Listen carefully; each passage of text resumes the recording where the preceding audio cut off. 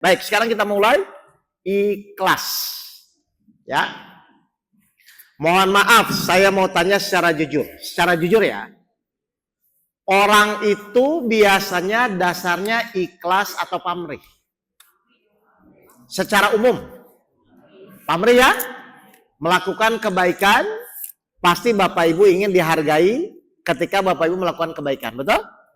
Ibu ngurus keluarga, pasti ingin dihargai oleh suami dan anaknya. Jadi dasarnya manusia itu pamrih.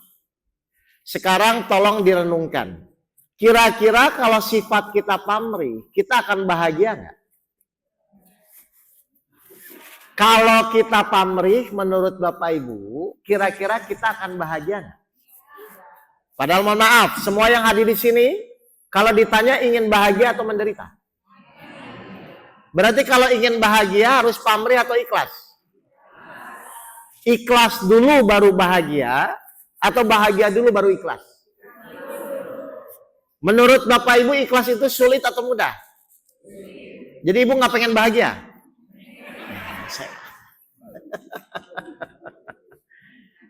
Ayo, ngerti gak nih Bapak Ibu?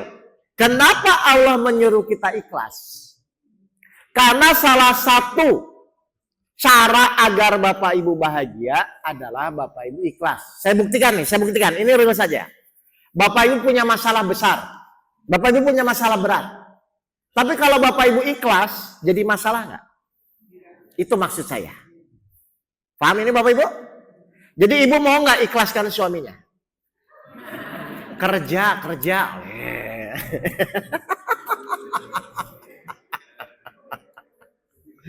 Baik, sekarang kita mulai.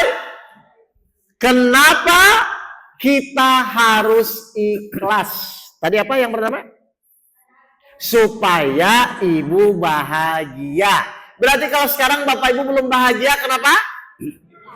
Berarti salah siapa? Sendiri. Ngerti Bapak Ibu ini? Jadi kenapa Allah menyuruh ikhlas? Pasti ikhlas itu akan berhubungan dengan kebahagiaan yang kita jalani. Jadi orang bahagia itu bukan banyak uang, tidak punya uang, Bu.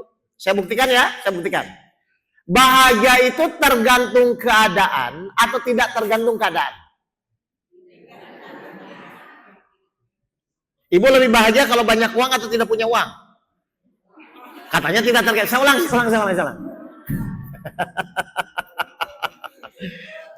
Iya, saya tanya dulu.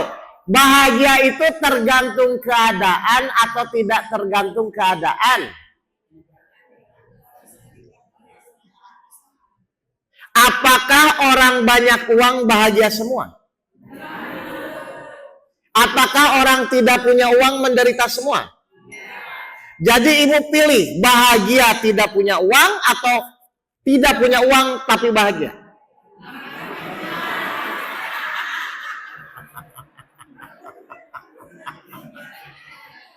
Nggak usah milih kalau itu.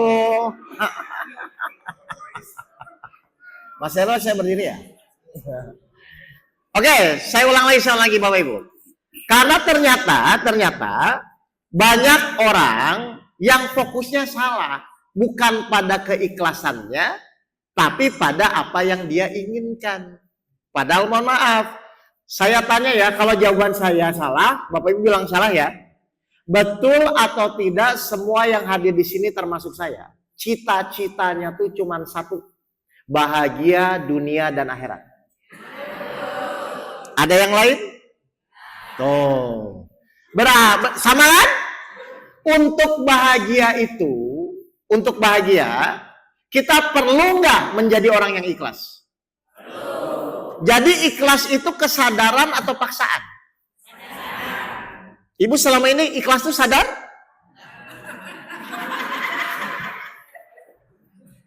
Oh. Ini yang terjadi. Jadi satu, kenapa kita harus ikhlas? Supaya kita bahagia. Itu dulu. Yang kedua, kenapa kita harus ikhlas Bapak Ibu? 29 ayat 65. Saya pakai ayat, silakan Mas Tanas. Surat 29 ayat 55. Ayat 65. Ayat 65. Kenapa kita harus ikhlas? Ini salah satu contoh aja. 65. 29 ayat 65. Silakan Ustaz. Maka apabila mereka naik kapal, mereka berdoa kepada Allah dengan penuh rasa pengabdian atau ikhlas kepadanya. Ada segolongan orang di tengah laut, Bapak Ibu, berdoa dengan ikhlas kepada Allah. Minta dikembalikan ke darat. Terus? Tetapi ketika Allah menyelamatkan mereka sampai ke darat, Doanya dikabulkan nggak? Gara-gara apa? Ikhlas. Berarti ketika ibu bapak berdoa kepada Allah dengan ikhlas, harusnya dikabulkan nggak? Berarti kalau sekarang bapak ibu doanya belum dikabulkan gara-gara? Jadi salah siapa? Jadi yang kedua, kenapa kita harus ikhlas? Agar doa kita dikabulkan. Yang ketiga. Tiga aja ya nanti ya. Kenapa kita harus ikhlas? Ya kan bahagia nomor satu tadi. Kenapa kita harus ikhlas? Supaya bahagia. Yang kedua, kenapa kita harus ikhlas? Agar doa kita dikabulkan. Yang ketiga, kenapa kita harus ikhlas? 15, 39, 40. Surat 15 Al-Hijr ayat 39 sampai 40. Apa kata Allah?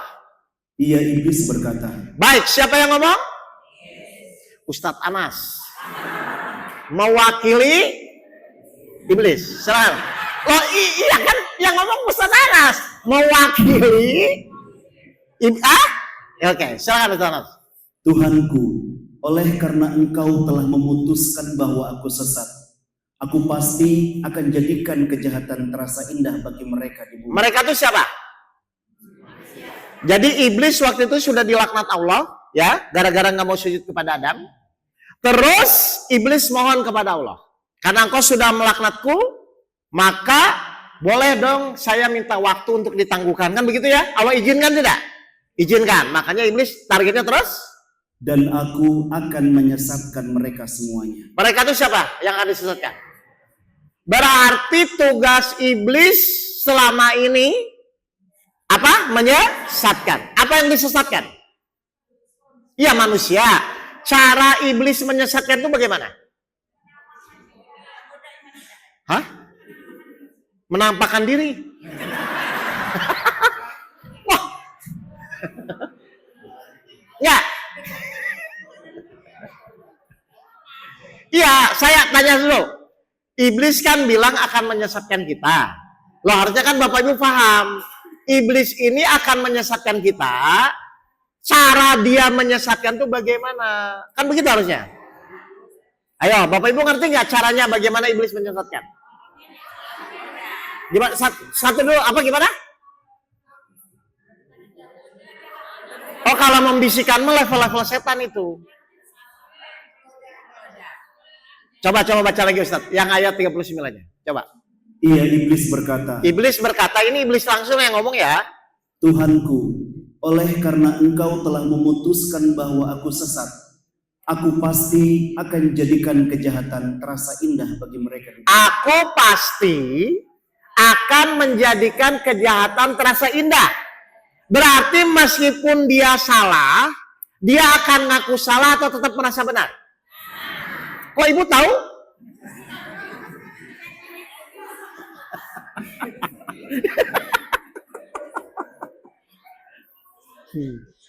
Ibu tuh mohon maaf ya, ibu tuh kalau dinasihatin suaminya langsung terima atau ngeyel dulu? Loh.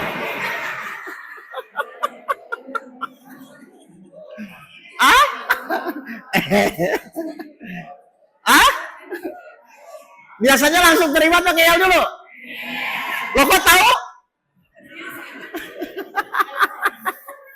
Nah, kejahatan terasa indah tuh begitu Pak. Meskipun kita salah, kita tahu salah, tapi biasanya tetap ingin muncul, tetap merasa benar. Itu kejahatan terasa indah. Berarti kalau Bapak Ibu punya sikap itu, berarti sebenarnya Bapak Ibu sudah sama dengan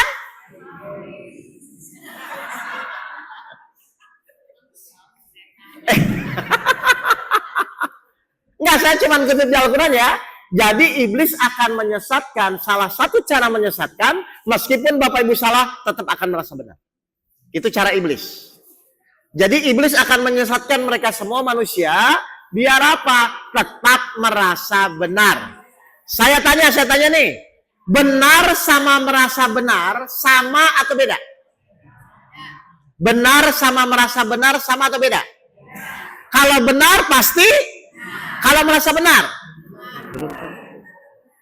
Ngerti gak Bu? Merasa benar itu belum tentu. Suami istri berantem itu karena benar atau karena merasa benar? Ah, itu tahu.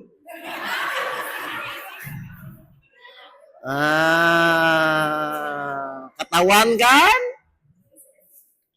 Terus solusinya bagaimana? Solusinya bagaimana?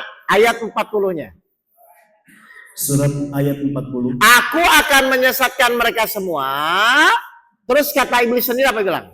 Kecuali hamba-hambamu yang terpilih di antara mereka. Berarti ada nggak yang tidak bisa digoda? Siapa? Hamba-hamba ya? Coba bahasa Arabnya apa hambanya? Illa ibadaka minhumul mukhlasin. Orang-orang apa yang tidak bisa digoda iblis? Orang ikhlas. Ada yang lain? Bukan. Yang menurut ayat ini, coba. Illa itu apa? Berarti ada yang lain nggak? Kecuali itu berarti ada yang lain nggak? Berarti hanya orang-orang apa yang tidak bisa digoda? Yang ikhlas. Berarti kalau ibu tidak ikhlas, pasti digoda. Kalau ikhlas, tidak digoda. Kalau tidak ikhlas, pasti digoda. Menurut Bapak Ibu, ikhlas itu sulit atau mudah? Berarti yang ngomong siapa?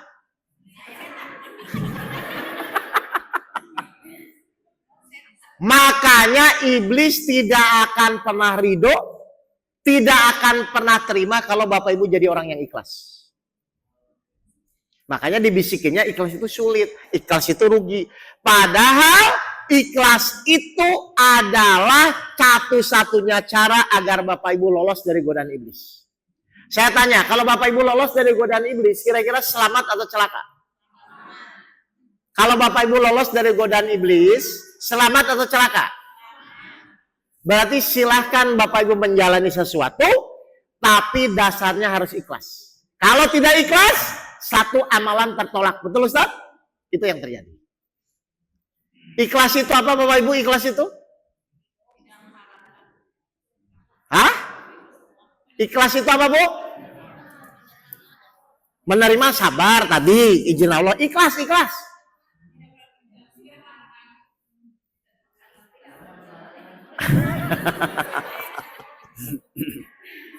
Ikhlas. Gimana Ustaz? Baik, lanjut ayat aja 41 apa? Ikhlas itu apa kata Al-Quran? Ayat 41. Dia Allah berfirman, ini adalah jalan yang lurus menuju kepadaku. Berarti ikhlas itu apa? Semua yang dilakukan, yang diniatkan hanya karena Allah. Menurut surat 1541 ya. Jadi iblis akan menyesatkan kita semua. Tapi iblis bilang hanya orang-orang yang ikhlas tidak bisa digoda. Kenapa orang ikhlas tidak bisa digoda? Karena niat yang dia lakukan semua hanya karena Allah. Tolong dijawab. Ibu taat kepada suami itu karena Allah atau karena suami banyak uang? Kalau nggak punya uang? Masya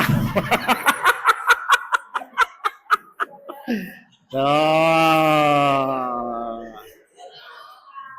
Iya, makanya ini saya tanya. Cuman ikhlas satu-satunya orang yang lolos dari godaan setan, iblis. Menurut Al-Quran, ikhlas itu adalah jalan menuju Allah. Berarti apapun yang dilakukan karena Allah atau karena hasil. Berarti ibu selama ini taat kepada suami karena Allah atau karena suami baik? Kalau nggak baik, nanti dulu Ustaz. Tuh. Padahal kalau Bapak Ibu melakukan karena Allah, bahagia nggak jadinya? Doa dikabulkan nggak? Lalu kenapa nggak milih ikhlas? Cirinya orang ikhlas apa? Tanpa pamrih.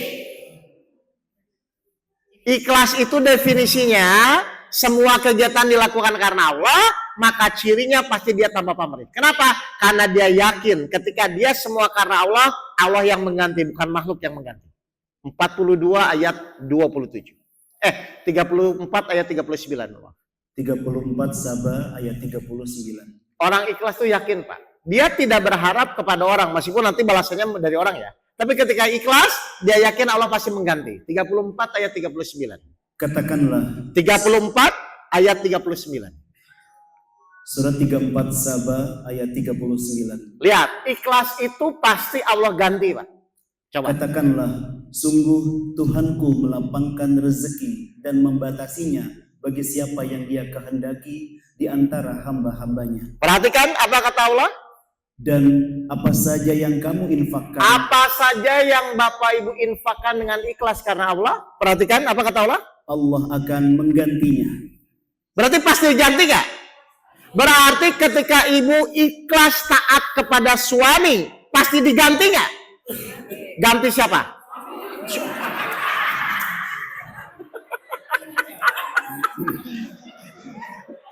Ganti suaminya sih.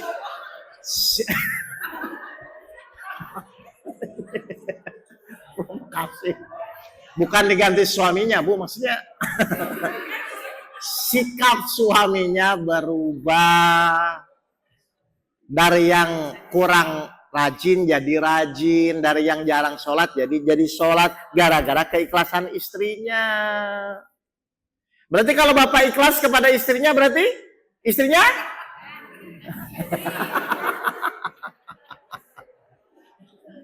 ayo. Berarti saya tanya.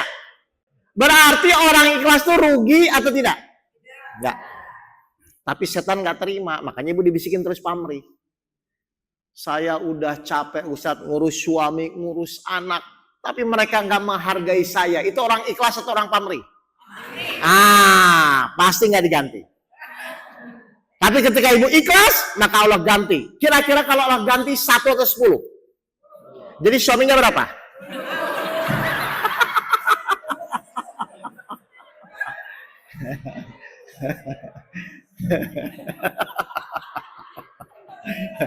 Paham ya? Oke, jadi kenapa kita harus ikhlas? 1, bahagia. Yang kedua, doa dikabulkan. Yang ketiga, lolos dari godaan. Ini tolak ukur ya ibu ya. Tolak ukur itu maksudnya ibu nggak usah pertanyakan saya ikhlas atau tidak.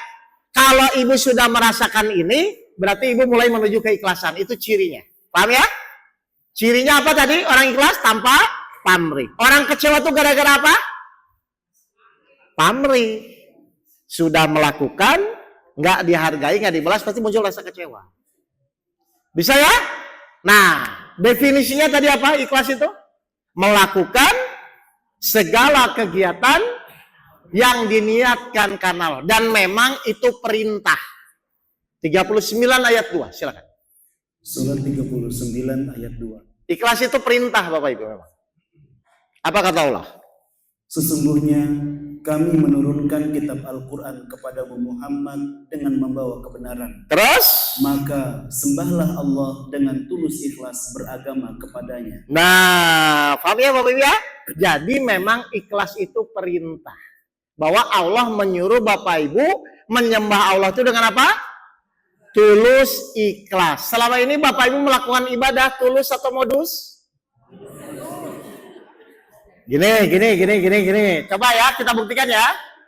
Bapak Ibu selama ini sholat duha itu supaya dibukakan rezeki atau hanya menjalankan perintah Allah? Bukan supaya dibukakan rezeki. Coba baca lagi di poinnya. Sembahlah. Maka sembahlah Allah dengan tulus ikhlas beragama kepadanya. Tulus ikhlas itu apa sih? Melakukan segala sesuatu yang diniatkan hanya karena Allah. Bapak Ibu sholat duha selama ini niatnya hanya menjalankan perintah Allah atau supaya dibukakan rezeki? Saya gini, Bapak Ibu niat sholat duha, tolong luruskan niat hanya menjalankan perintah Allah. Janji Allah kepada orang sholat duha, dibukakan rezeki. Tolong dibedakan ya Bu. Ibu niat ibadah karena Allah. Janji Allah kepada orang sholat duha, dibukakan rezeki, itu janji. Kayak sedekah. Sedekah tuh ibu niatnya karena Allah atau supaya dibalas? Ibu lakukan sedekah karena Allah, janji Allah kepada orang sedekah dibalas 10 kali lipat. Itu janji, biarkan. Kalau janji pasti terjadi nggak?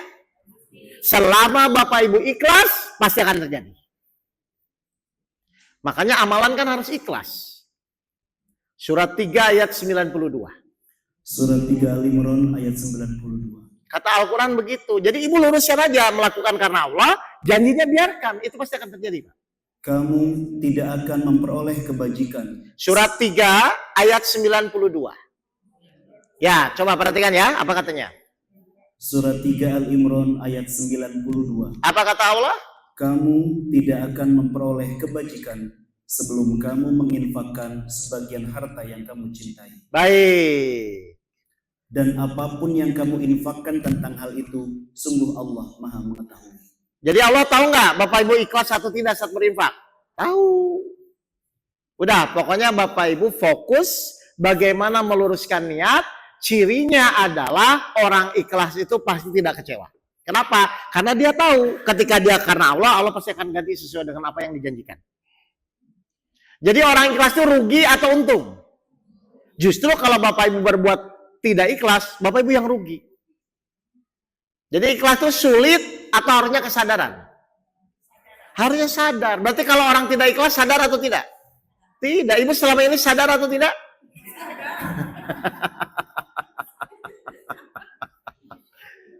Paham ya Bapak Ibu semua ya? Jadi ternyata ikhlas itu adalah segala kegiatan yang dilakukan, yang diniatkan karena Allah, dan orang ikhlas percaya kepada apapun yang Allah janjikan ketika dia melakukan ibadah.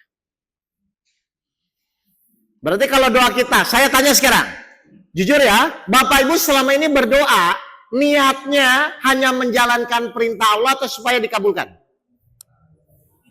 Ya. Bapak Ibu selama ini berdoa, niatnya menjalankan perintah Allah atau supaya dikabulkan? Ya. Berarti kalau supaya dikabulkan pamrih atau tidak? Dikabulkan tidak dikabulkan urusan siapa? Nah, terus kenapa niatnya kok ikut-ikutan urusan Allah? Tuh.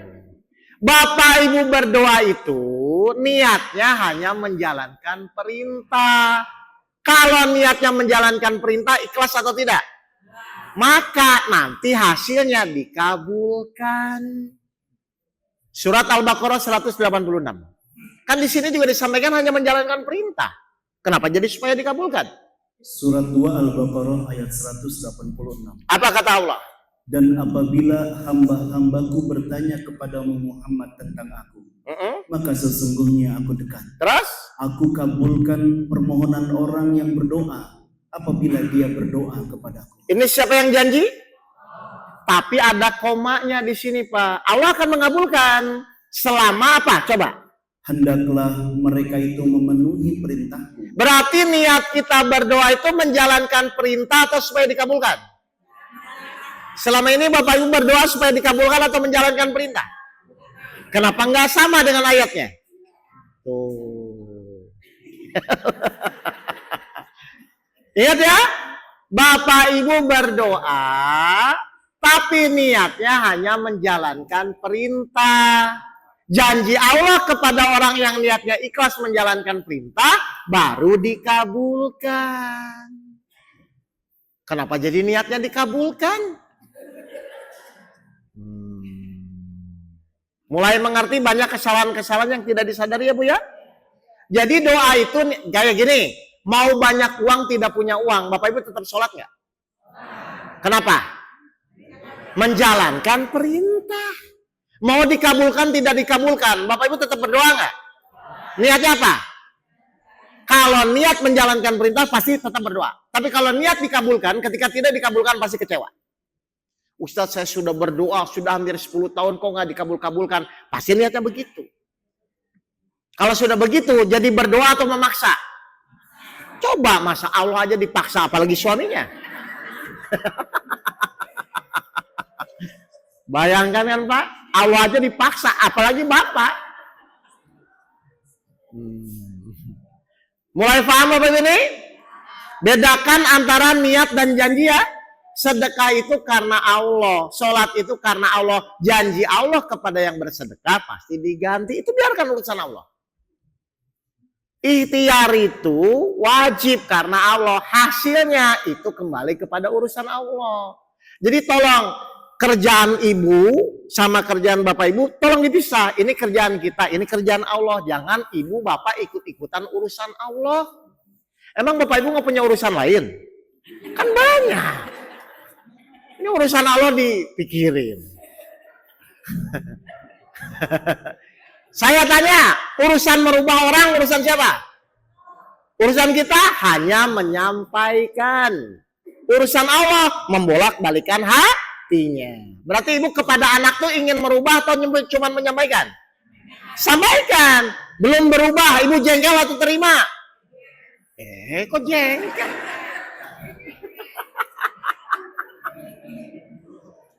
Berarti kalau jengkel merubah atau menyampaikan? Merubah. Urusan merubah itu urusan Allah. Urusan kita menyampaikan. Yang disampaikan belum berubah, berarti besok sampaikan lagi. Kan gak ada beban, cuma menyampaikan. Kira-kira lebih mudah menyampaikan atau lebih mudah merubah? Lalu silakan dikasih yang mudah, yang sulit. Karena manusia itu prinsipnya Pak, kalau bisa dipersulit, kenapa harus dipermudah?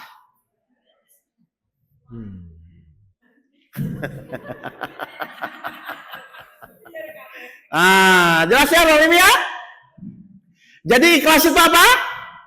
Melakukan segala sesuatu, semua dilakukan niat hanya karena Allah. Baik, metodologinya bagaimana? Cara latihannya bagaimana? Kan ibu harus belajar prakteknya kayak sabar, tadi kan cara latihannya begitu. Sekarang cara prakteknya bagaimana? Metodologinya bagaimana? Gini, menurut ibu, ikhlas itu sulit atau wajar? Secara umum. Menurut Bapak Ibu, ikhlas itu sulit atau wajar? Secara umum. Gini. Biar Bapak Ibu tahu wajar ya. Wajar tuh gini nih. Wajar tuh gini. Kalau saya celupkan tangan saya ke air, wajar nggak kalau basah? Perlu dibantah nggak? Kenapa? Sesuatu yang wajar itu sudah tidak perlu dibantah. Saya kena api, wajar nggak kepanasan? Karena api itu adalah Pak. Nah, sekarang saya celupkan tangan saya ke air Pak. Wajar nggak kalau basah? Perlu dibantah? Perlu didebat? Ingat ya, sesuatu yang wajar itu nggak usah lagi didebat. Karena memang namanya wajar. Wajar nggak manusia punya masalah? Perlu ngeyel? Ya sudah kalau begitu. Celup air ya memang basah. Sekarang saya tanya, dunia dan isinya milik siapa? Allah. Kita adapun di dunia, keinginan siapa? Oke, perhatikan Bapak Ibu. Dunia dan isinya milik Allah. Kita adapun di dunia, itu keinginan Allah. Berarti wajar nggak kita melakukan semua karena Allah? Berarti kalau Bapak Ibu tidak melakukan karena Allah, berarti Bapak Ibu wajar atau kurang ajar? Berarti orang tidak ikhlas itu wajar atau kurang ajar? Menurut Bapak Ibu ikhlas itu sulit atau wajar?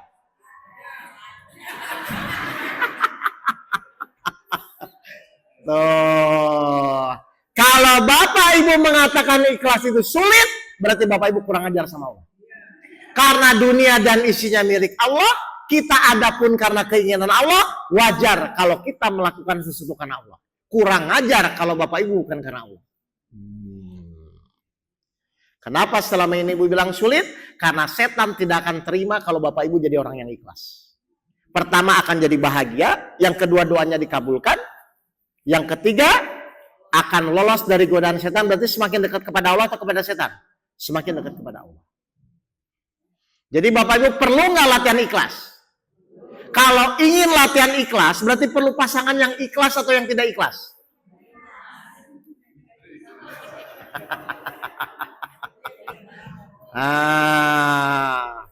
Mohon maaf Pak, misalnya ibunya ngabisin uang, Bapak ikhlas? Kalau ikhlas diganti. Iya, diganti. Coba aja praktek. Ibunya ngabisin uang, kan bapak nyari uang. Tugas istri? Ngabisin.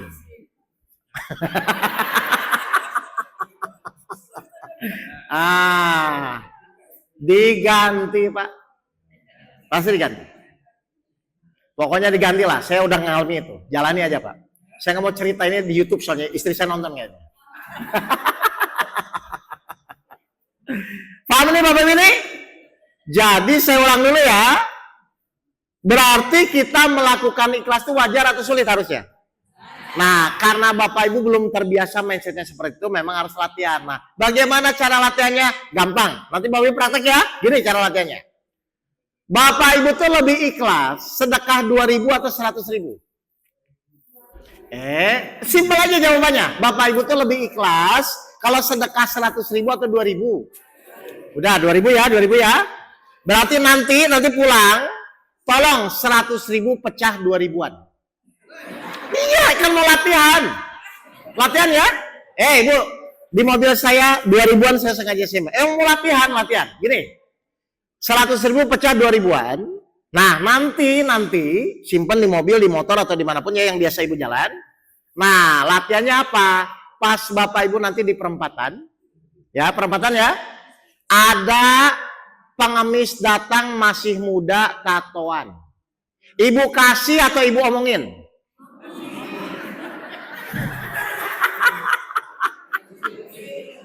Kan mau latihan.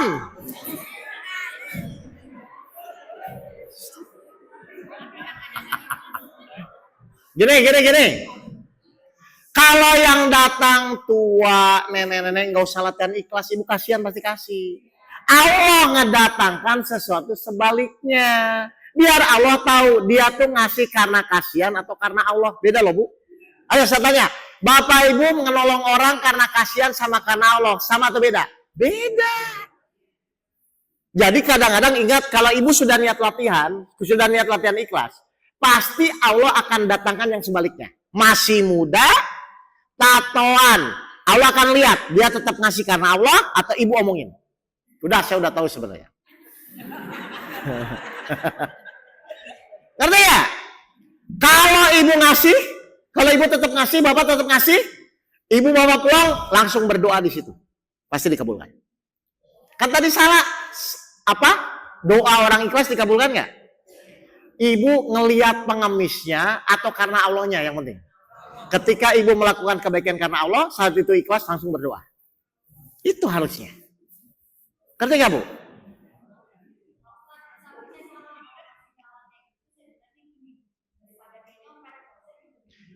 Pokoknya sekarang, kan hasil akhir ibu ingin doa dikabulkan kan? Coba ibu latih kasih, udah nggak ngelihat siapapun figurnya, pulang berdoa. Wah, bener. Nah, gara-gara saya sering ngomong begini ke jamaah, ini kejadian kemarin Bu. Saya dari luar kota, dari Batang. Berhenti di rest area. Saya tuh nggak ngerti kenapa ya. Saya ambil uang saya, yang gede 100 ribuan di luar, 2 ribuan di dalam. Saya masukin ke sini kan. Nah, saya ke toilet. Sebenarnya toilet itu tulisannya gratis Pak. Cuma si pembersih toilet buat kardus kotak itu. Saya ngasih, saya tuh niat kasih aja. Kalau yang orang lain ngasih, si penjaga toilet tuh diam aja. Pas saya ngasih kok teriak, makasih Pak. Sebentar, saya tuh ngambil yang luar atau yang dalam saja. Ini kejadian kemarin. Kok ngomongnya kencang? Oh saya baru ingat. Oh iya itu yang merah. Mau diambil lagi masa salah ngasih kan nggak mungkin. Akhirnya di situ Bu gara-gara. Tapi akhirnya ketika plong sudah selesai dan diganti langsung. Tuh. Hah? Jadi Bapak itu Bagus. Ikhlas itu bisa dipaksa, bisa kesadaran. Tapi saya merasakan, ternyata setelah dilepas itu sama aja kok Pak. Ingat ya, setelah sesuatu dilepas dari kita, sama saja kok Bu. Mau 2.000, mau 100.000, kalau sudah dilepas sama saja. Yang penting berlatih. Itu saya kan karena memang saya sering ngajarin orang begini, emang Allah buat kejadian bila saya merasakan. Makanya orang kenceng banget dia ngomong terima kasih. Ternyata saya ngambil yang luar ini. Tapi nggak apa-apa, akhirnya pelong-pelong saja. Nah itu maksudnya. Karena biasanya iblis adalah membisikkan agar ketakutan nanti miskin, nanti dari mana kan. Enggak Bapak Ibu. Ketika kita yakin kepada janji Allah, kepada niat kita ikhlas, pasti diganti. Yang kedua nih, ada kejadian juga. Ini pengalaman saya aja ya, biar Bapak Ibu bisa praktek ya. Saya tuh punya saudara Pak. Yang satu memang saya senang baik dia orangnya. Yang satu memang setiap assalamualaikum, ujung-ujungnya ada uang nggak? Begitu biasanya. Ini dua nih saudara ini Pak. Nah, satu waktu paman saya meninggal di Bekasi. Dua-duanya tuh assalamualaikum. Udah tahu kan? Dua-duanya assalamualaikum. Tapi saya sama yang ini memang dia tuh minta sesuai memang nggak pernah ini kebutuhan. Dia bilang, Ustadz, ini saya mau, ya saya bilang saya mau ke Bekasi. Cuman mereka di luar kota gitu loh Bu. Dia minta, saya dengan sukarela ngasih sama dia. Ya, saya waktu itu misalnya anggaplah saya itu ngasih waktu itu 500.000 sama dia. Nah, terus si assalamualaikum yang saya jengkel sama saudara itu, yang saya cuman kasih 100.000 nih Pak. Ini kejadian saya langsung terjadi, 100.000 nih. Apa yang terjadi Bapak? Allah ngasih pelajaran. 2 jam kemudian saya dapat transferan 1 juta. Yang berbuah yang mana? Yang baik atau yang menjengkelkan? Yang baik saya kasih 500.000. Yang menjengkelkan saya kasih 100.000. 2 jam kemudian saya dapat transferan 1 juta. Yang berbuah yang mana? Lihat Pak. Ketika kita bersedekah kepada orang yang menjengkelkan, dengan otomatis kan jengkel tapi tetap sedekah berarti mau nggak mau ikhlas kan? Akhirnya saya menyesal. Kenapa saya nggak kasih 500.000 yang jengkel? Ya kan? 100.000 yang baik. Itu pelajaran. Nggak, ini perjalanan saya akhirnya begitu. Oh, berarti keikhlasan itu tergantung, Allah ganti itu tergantung dari keikhlasan itu Pak. Saya tuh mikir, aduh kenapa tadi kok 500.000 harusnya yang sini, ini kan jadi 5 juta jadi. Nah itu maksudnya Allah buktikan. Paham ini? Nah cara latihan yang kedua bagaimana? Gampang. Ibu misalnya punya kue. Sebelah kanan tetangga yang baik, sebelah kiri tetangga yang pelit. Kalau ibu pengen cepat diganti, ngasih kue yang mana? Yang pelit atau yang baik? Yang baik mah nggak usah latihan, makasih jeng, kan masih begitu. Coba mulai latihan, kasih sedekah kepada yang menjengkelkan, pasti cepat. Nggak, ini pengalaman saya begitu. Dan memang janji-janji Allah dalam Al-Quran itu terjadi Pak. Betul, dan Allah sengaja ingin membuktikan. Supaya apa? Supaya Bapak Ibu semakin yakin kepada apapun yang Allah janjikan. Bisa latihan? Ayo latihan. Cirinya apa kalau ibu sudah mulai ikhlasnya meningkat? Sudah nggak mikir kalau mau berbuat baik. Ibu biasanya kalau nyapu di depan rumah, kan cuma di halaman. Coba mulai rumah kanan kiri. Latihan.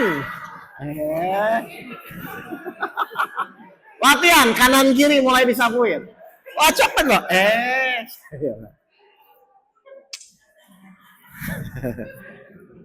Nih Bapak Ibu saya kasih tahu ya.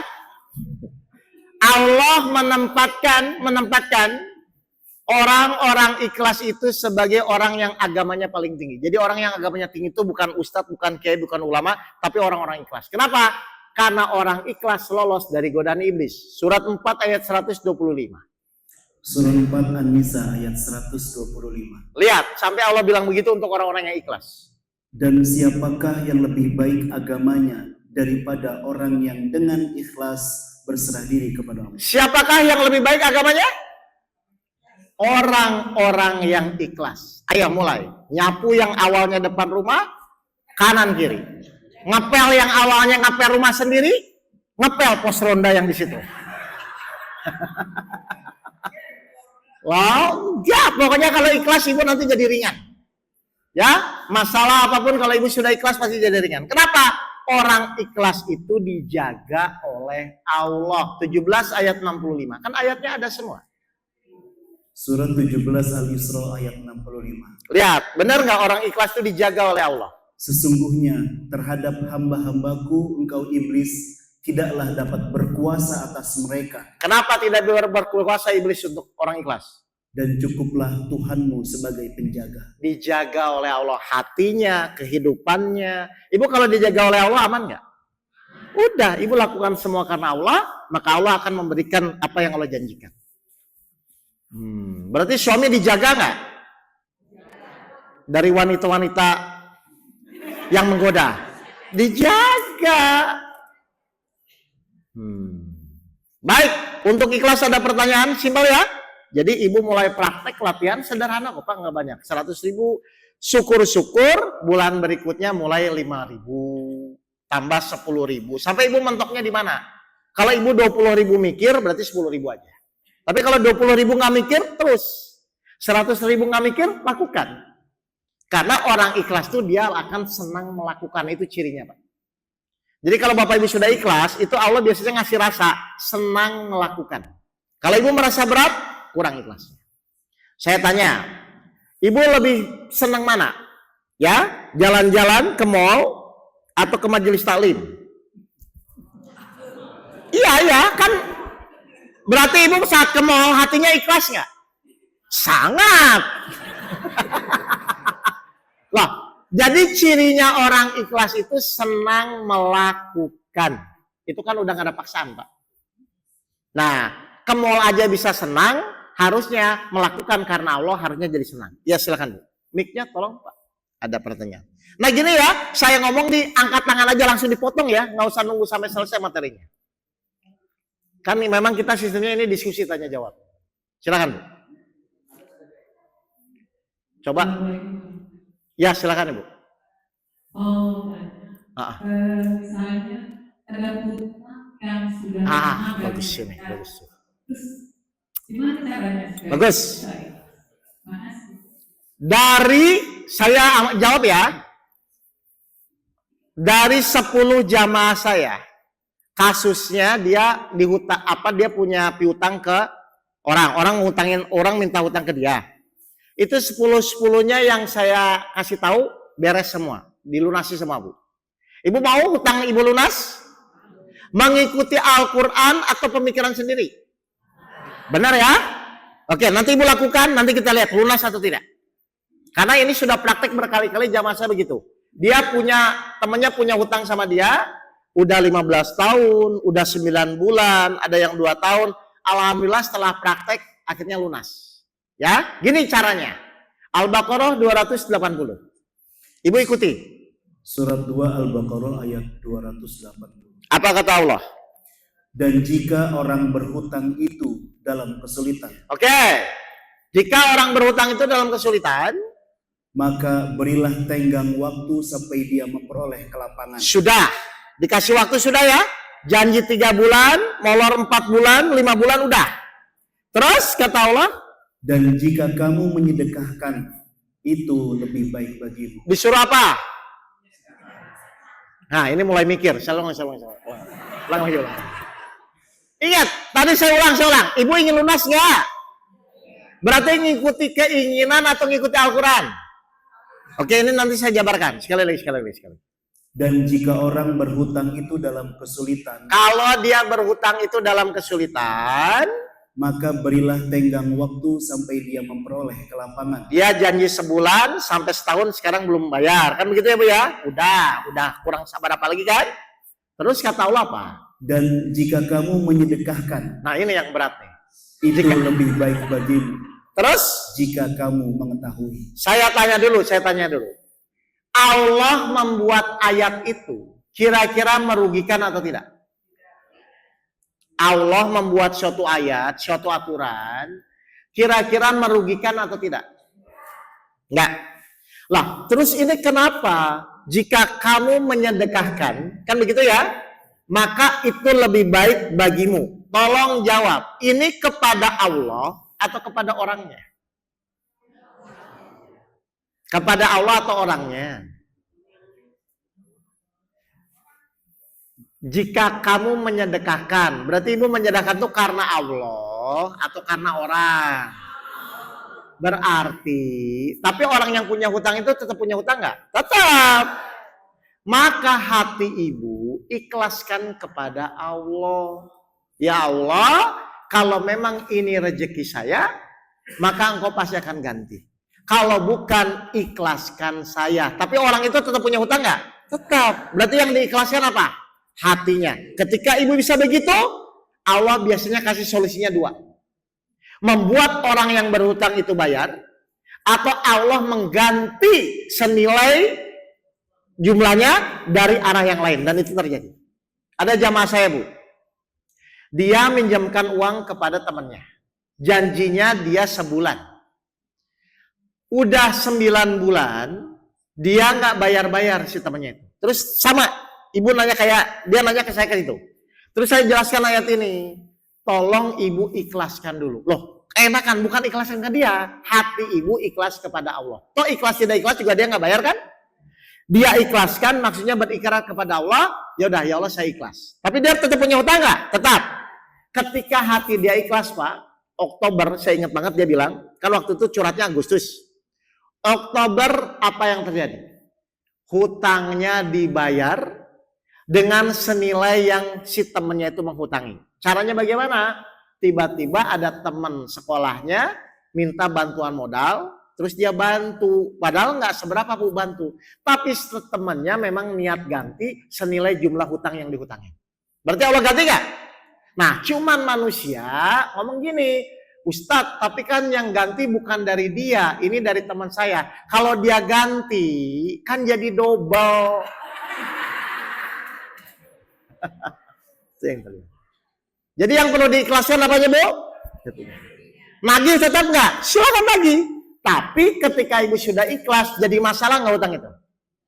Harusnya itu tolak ukurnya. Pasti Allah ganti. Itu 10 jamaah saya yang nanya diganti semua.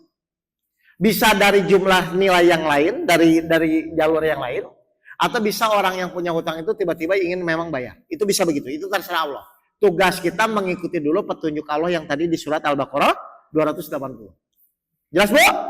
Nah, saya tanya, selama ini ibu nagih itu supaya dia bayar atau berlatih keikhlasan? Itu makanya. Karena yang Allah inginkan keikhlasan hatinya dulu. Setelah ikhlas, pasti Allah ganti. Sesuai tadi janjinya kan? Di surat 34 ayat 39. Apapun yang kamu infakkan, Allah pasti menggantinya. Kan ibu mau marah-marah juga kadang-kadang mah. Enggak tetap juga mereka yang kamu bayar. Kan begitu ya? Tapi kalau Allah sudah bolak-balikan hatinya, pasti Allah ganti. Paham ibu? Bisa ya Bu ya? Baik. Untuk ikhlas ada pertanyaan lagi? Kalau tidak, saya akan masuk metode yang ke-5. Ikhlas sudah ya? Baik, yang ke-5. Bapak Ibu pernah dengar namanya tawakal? Tawakal? Tawakal itu apa Bapak Ibu? Apa yang diserahkan? Mati dong kalau diserahkan diri. Tuh. Ayo, tawakal itu apa? Iya. Ya udah, kita mulai ya. Sama.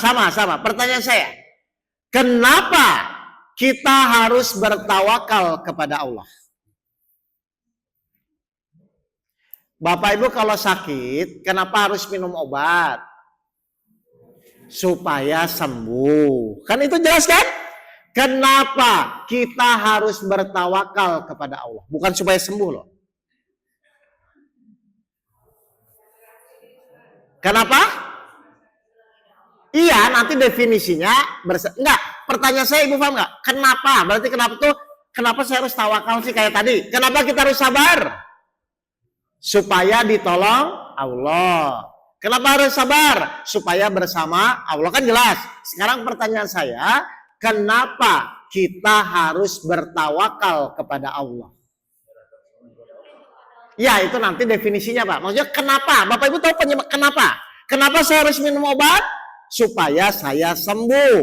Kenapa saya harus bertawakal kepada Allah? 65 ayat 3. Hah? Surat 65 ayat 3, silakan. Surat 65 At-Tolak ayat 3. Jadi Bapak Ibu, setiap Allah memerintahkan itu pasti ada alasannya, nggak mungkin tidak, ya. Kenapa kita harus bertawakal kepada Allah? Silakan. Dan barang siapa bertawakal kepada Allah, niscaya Allah akan mencukupkan keperluannya. Baik, janji Allah kepada orang bertawakal apa? Dicukupkan keperluannya. Berarti kalau sekarang Bapak Ibu masih kekurangan, gara-gara apa? Kurang bertawakal. Itu tolak ukur ya. Jadi kalau Bapak Ibu hidupnya bertawakal pasti dicukupkan. Karena kalau Allah janji tidak mungkin salah. Berarti nanti ketika ingin punya rumah, ingin punya mobil, dicukupi nggak? Tinggal nanti tawakal seperti apa yang harus dilakukan. Oke ya, Bapak Ibu ya? Baik. Yang kedua, kenapa kita harus bertawakal kepada Allah? Iya, kenapa kita harus bertawakal kepada Allah? Gimana, Bu? Wah, ibu ini pinter, kayaknya sering lihat YouTube ya. Surat 3 ayat 159. Surat 3 Al-Imran ayat 159. Bawahnya. Kemudian apabila engkau telah membulatkan tekad, maka bertawakallah kepada Allah. Terus? Sungguh Allah mencintai orang yang bertawakal. Wah, jawabannya benar. Seumur saya keliling majelis, baru ibu ini yang bisa jawab. Hah? Oh, masih muda ya? Ya. Baik, jadi kenapa kita harus bertawakal kepada Allah? Dicintai oleh Allah. Kalau sudah dicintai Allah, beres atau tidak hidup kita? Beres ya? Yang terakhir, kenapa kita harus bertawakal kepada Allah? Apalagi Pak? 16 ayat 99. Silakan. Surat 16 An-Nahl ayat 99. Oke, perhatikan. Sungguh setan itu tidak akan berpengaruh terhadap orang yang beriman dan bertawakal kepada Tuhan. Kenapa kita harus bertawakal kepada Allah? Tidak digoda oleh setan. Saya tanya Bapak Ibu, orang khawatir itu penyebabnya apa? Hah?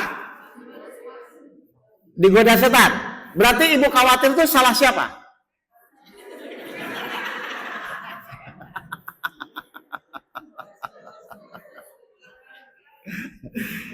Saya tanya, orang khawatir itu kenapa Bapak Ibu?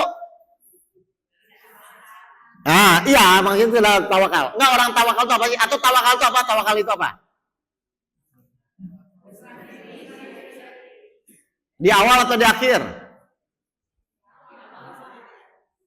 Tawakal itu adalah berikhtiar semaksimal mungkin.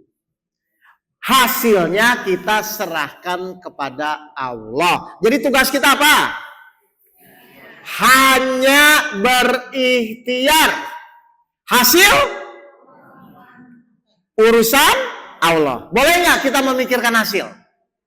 Ibu bapak selama ini tuh khawatir gara-gara apa? Memikirkan hasil. Besok anak ujian, yang ibu pikirin apa? Tuh, lulus atau tidak.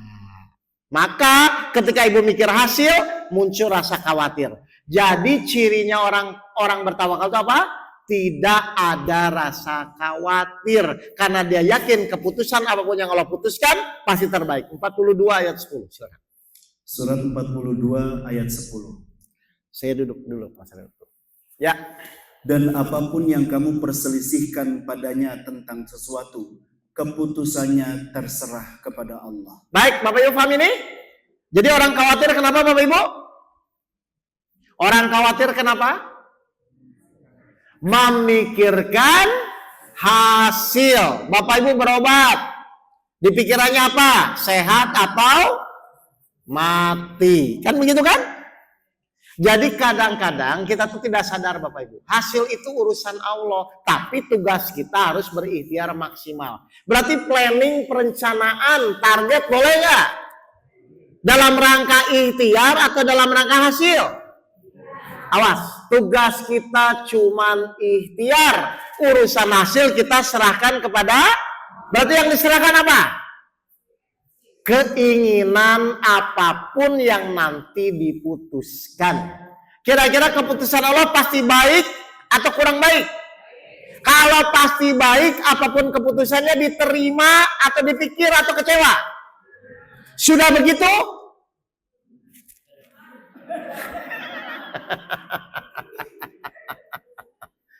Ingat ya Bapak Ibu ya? Ngerti? Hasil urusan siapa? Ini saya ulang-ulang. Contoh, ibu nasihatin anak supaya anak ngerti atau ibu hanya bertawakal kepada Allah? Ibu nasihatin anak supaya anak itu ngerti atau ibu bertawakal kepada Allah? Loh, ngerti itu hasil atau bukan? Itu urusan Allah. Tugas kita tetap nasehatin, tugas kita tetap menyampaikan. Ngerti tidak ngerti, serahkan kepada Allah. Kalau Bapak Ibu bisa begitu, sungguh Allah mencintai orang-orang yang bertawakal kepadanya. Pasti Allah akan rubah anaknya. Ibu nasihatin suami, biar suami ngerti atau hanya menyampaikan? Terus suami nggak ngerti, ibu tetap ikhlas menerima atau emosi? Ketika ibu bertawakal kepada Allah, maka Allah yang membolak-balikan hati suaminya. Jadi tugas kita dalam bertawakal apa? Hanya ikhtiar. Hasilnya urusan siapa? Kira-kira kalau begitu khawatir atau tenang? Itu maksudnya. Berarti orang tidak tenang itu kenapa? Karena tidak tawakal.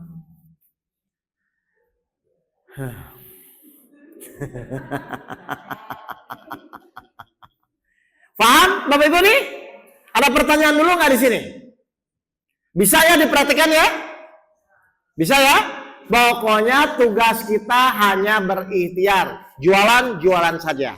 Lakunya berapa kita nggak tahu, tapi tolong sebaik mungkin. Rasanya enak. Kan begitu aja sebenarnya. Bisnis, buka perusahaan, silahkan. Untungnya seperti apa? Buat planning, buat perencanaan, silahkan. Tapi ketika hasilnya tidak sesuai, maka kita tahu ini adalah urusan Allah. Berarti tugas kita menentukan hasil atau menerima hasil. Kalau Bapak Ibu dari awal sudah tahu tugasnya menerima hasil, harusnya ikhlas atau kecewa? Itu maksudnya.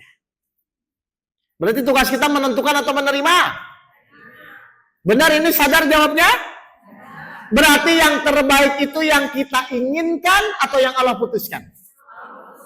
Kalau keputusan Allah tidak sesuai, ibu terima atau tidak? Masya Allah.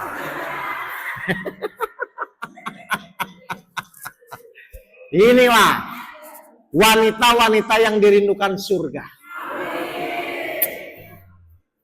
Bapak mau masuk surga bersama ibu?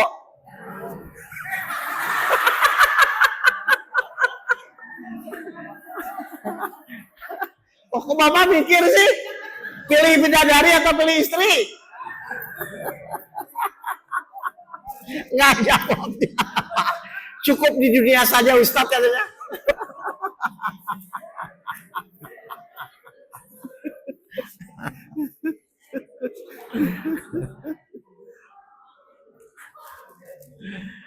Oke. Ini saya dulu latihannya Bu. Kan saya tuh diamanatkan guru saya, Mas Oke kalau ngomong ke jamaah itu tolong dilakukan dulu. Setelah dilakukan baru dipraktekkan. Baru saya ngomongin ke jamaah. Jadi saya dulu pas waktu diajarin guru saya tawakal, saya tuh latihannya simpel Pak. Jadi saya disuruh waktu itu ke Bogor. Saya disuruh ke Bogor nih. Tapi saya bawa uang tuh ngepas. Cuman sampai Bogor setelah itu habis. Handphone nggak dibawa, cuman 0. Jadi latihan bertawakal Bu. Saya niat memang, saya latihan. Akhirnya saya di drop ke Bogor, nggak ada uang. Latihan tawakal. Kira-kira saya pulang nggak Bu?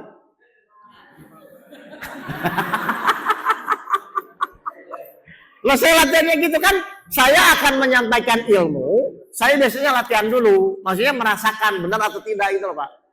Atau gini lah. Nggak usah cerita. Ini satu aja. Ada jamaah saya ini mudah-mudahan menjadi pahala buat dia ya. Dia murid kedua dari guru saya, namanya Pak Dwi. Jadi Pak Dwi ini dulu, Pak Dwi ini bukan Pak Dwi ini, bukan. Ada apa jamaah? Ini benar Pak Dwi Yanto ini.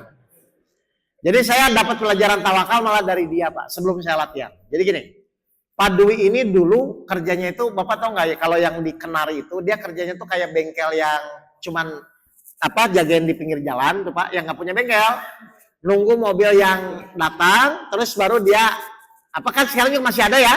Nah, Pak Dwi itu dulunya kerjanya begitu, bengkel serabutan itu ya, yang di pinggir jalan ya. Nah, dia pusing, dia bingung karena hitung-hitungan dia dengan penghasilan yang serabutan itu, dia pusing tuh gini, nanti akhir bulan kontrak bagaimana gitu loh. Terus apa dia bisa nikah atau belum? Dulu kan dia masih bujangan ya. Dia tuh bingung. Akhirnya dia ketemu guru saya. Terus dia bilang, Pak Guru tolong saya. Kenapa Mas Dwi? Saya tuh kerja serabutan. Tapi saya juga khawatir. Kalau saya dengan begini terus kerja, gimana saya bisa nikah? Nanti punya anak, bayar kontrakan bagaimana? Karena serabutan Pak, nggak jelas Pak. Nah, lalu guru saya ngajarin namanya ilmu tawakal yang tadi saya sampaikan. Tapi dulu nggak ada teorinya, dulu praktek Bapak Ibu. Gini prakteknya. Udah gini aja Mas Dwi. Sekarang seminggu ini kata guru saya, pokoknya Mas Dwi ya tetap kerja, terus silahkan pikirkan nanti bagaimana, maksudnya khawatir buat bayar kontrakan gimana, nanti nikah gimana. Pokoknya silahkan seminggu ini Mas Dwi tetap kerja, tapi tetap mikir. Itu satu ya. Nanti minggu depan balik lagi ke sini, kata guru saya. Kebetulan rumahnya tuh deketan dengan rumah guru saya.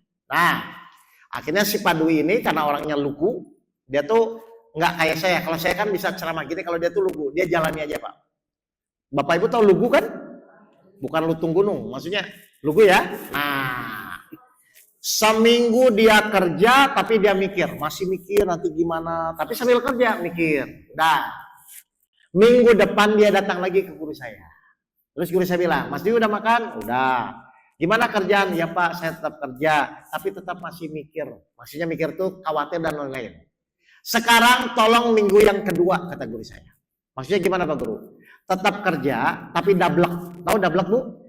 Pokoknya nggak usah mikir besok kontrakan bayar bagaimana, besok cicilan bagaimana, kerja dablek terserah Allah. Mau mati-mati, mau makan-makan. Digituin. Minggu yang kedua ya, dia suruh dablek. Akhirnya dia jalani, dia kerja tapi dia dablek Pak, nggak mikir. Pokoknya saya kerja dapat uang, nggak kerja silakan. Mau jalani aja. Minggu kedua dia dablek Pak. Datang lagi ke guru saya. Nah, sekarang ini mau masuk minggu ketiga, guru saya sekarang nanya, Mas Dwi dulu pas minggu pertama, Mas Dwi kan kerja, mikir, khawatir, tetap hidup. Minggu kedua, Mas Dwi juga kerja, tapi dablek, tetap hidup. Sekarang silakan pilih minggu ketiga. Khawatir tetap hidup atau dablek tetap hidup? Kira-kira dia pilih yang mana kalau sama-sama hidup? Nah, sekarang saya tanya kepada Bapak Ibu. Mau dablek tetap hidup atau mikir tetap hidup?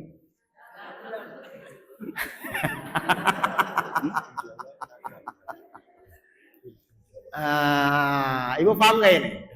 Artinya ternyata hidup itu mau ibu pikirkan, mau ibu jalani, toh tetap akan berjalan tetap seperti itu. Kira-kira Allah akan memberikan pertolongan kepada yang tawakal atau kepada yang selalu mikir ke sana ke sini? Tawakal saja, bukan tidak bertanggung jawab ya. Kan kita wajib ikhtiar maksimal. Cuman kita nggak usah mikir besok kebayar atau tidak. Karena tetap tugas kita cuman ikhtiar, bukan menentukan saya dapat berapa. Bukan begitu maksudnya. Akhirnya si Mas Dwi mikir, iya ya Pak Guru ya. Saya waktu minggu awal kerja khawatir, tetap makan. Punya ongkos. Minggu kedua kerja dablek, tetap makan, tetap punya ongkos. Akhirnya dia ngambil kesimpulan, mendingan dablek tetap hidup. Tinggal dablek yang benar. Kan begitu aja kan? Dablek yang benar itu apa? Mengikuti petunjuk Allah. Ibu kalau nggak punya uang, mikir atau dablek?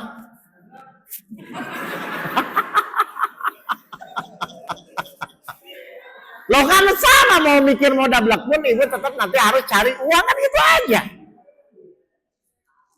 Loh hidup tuh cuma begitu kan Bapak Ibu?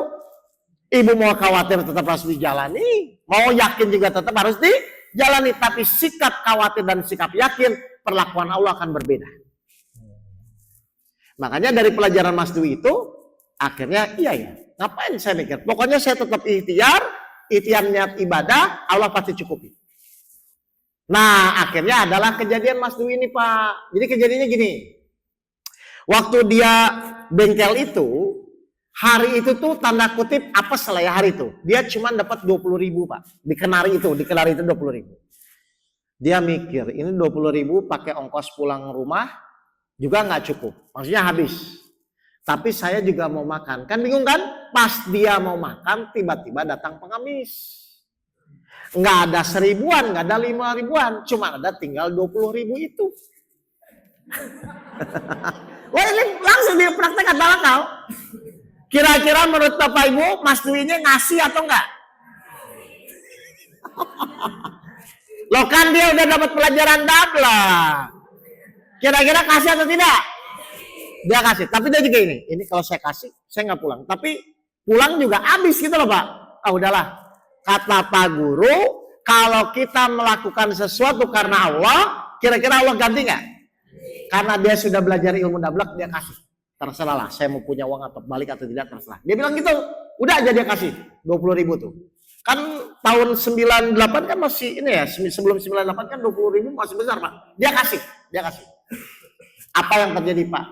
15 menit kemudian datang ibu-ibu bawa mobil, masalahnya apa? Bannya kempes. Kira-kira kalau montir disuruh ganti ban mudah atau sulit?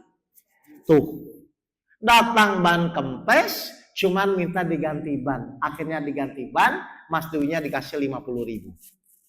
Tuh. Ternyata memang janji Allah dalam surat 65 ayat 3 bahwa Allah bisa memberikan rezeki dari area yang tidak disangka-sangka. Allah mencukupkan keperluan orang bertawakal terjadi. Jadi Bapak Ibu mau nggak latihan tawakal? Bapak drop ibunya di Gunung Sindur, nggak dikasih apa ya, silakan latihan. Insya Allah, wah habis ini ya. Baterainya habis ya. Oke, nggak apa-apa kan itu. Paham ya Bapak Ibu ya? Jadi apapun ilmunya, ada lagi ya. Oke. Apapun ilmunya, metodologi apapun, itu akan bermanfaat kalau Ibu mulai mempraktekkan. Bagaimana Bapak Ibu ingin tahu resep kue itu enak kalau tidak pernah buat kuenya? Betul? Jangan Bapak Ibu bawa resep kue kemana-mana tapi nggak pernah buat. Gimana mau merasakan? Sama. Resep kehidupan itu namanya apa? Al-Quran. Bagaimana Bapak Ibu bisa merasakan Al-Quran kalau Bapak Ibu tidak mempraktekkan? Bagaimana cara mempraktekannya? Harus punya masalah. Loh, bagaimana Bapak Ibu bisa sabar, bisa ikhlas, bisa bersyukur kalau tidak ada masalah? Jadi Bapak Ibu butuh nggak masalah? Bapak Ibu butuh nggak masalah? Mau butuh, mau tidak, takdir orang hidup pasti akan diberi masalah. Jelas Bapak Ibu ini? Baik, seberat apapun masalah, kalau Bapak Ibu mengikuti petunjuk, beres atau tidak? Gini aja lah, Bapak Ibu punya masalah berat, tapi Bapak Ibu ikhlas, jadi ringan atau berat? Berarti berat itu karena masalahnya atau karena nggak ikhlas? Berarti tergantung siapa? Tergantung kita, mau ikhlas atau tidak.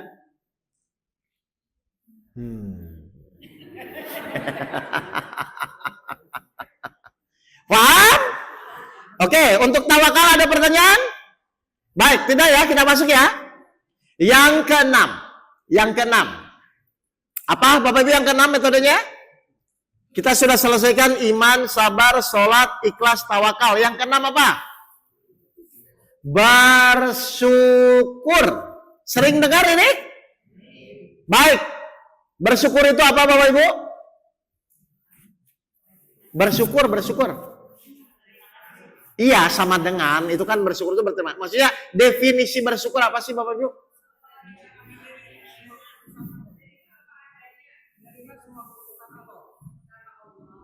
Wah, bersyukur.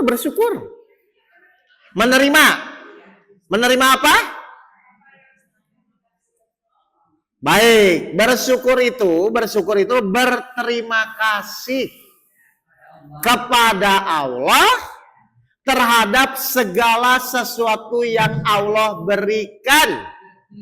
Ya, baik. Saya tanya, Allah ngasih itu apa kepada kita? 2. Kejadian enak dan tidak enak kan? Saya tanya, dua-duanya Ibu terima kasih atau tidak? Benar ini jawabannya? Bisa dipertanggungjawabkan? Gimana?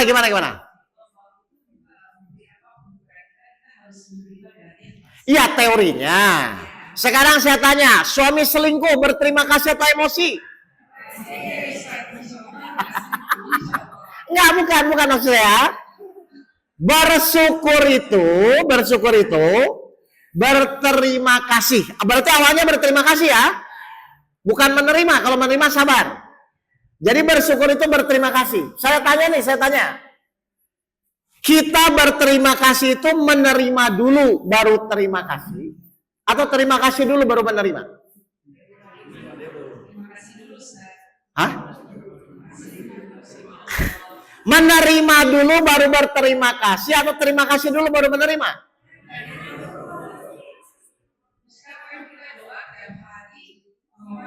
Bukan definisi.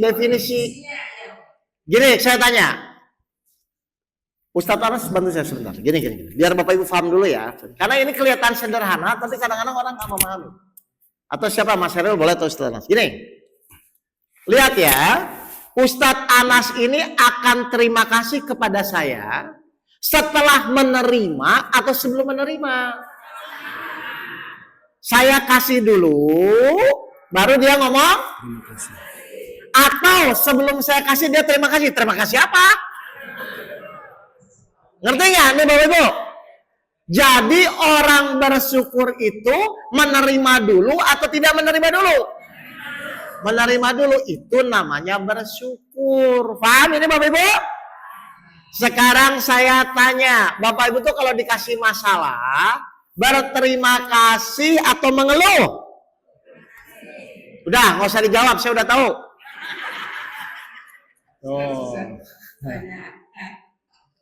Ngerti ya?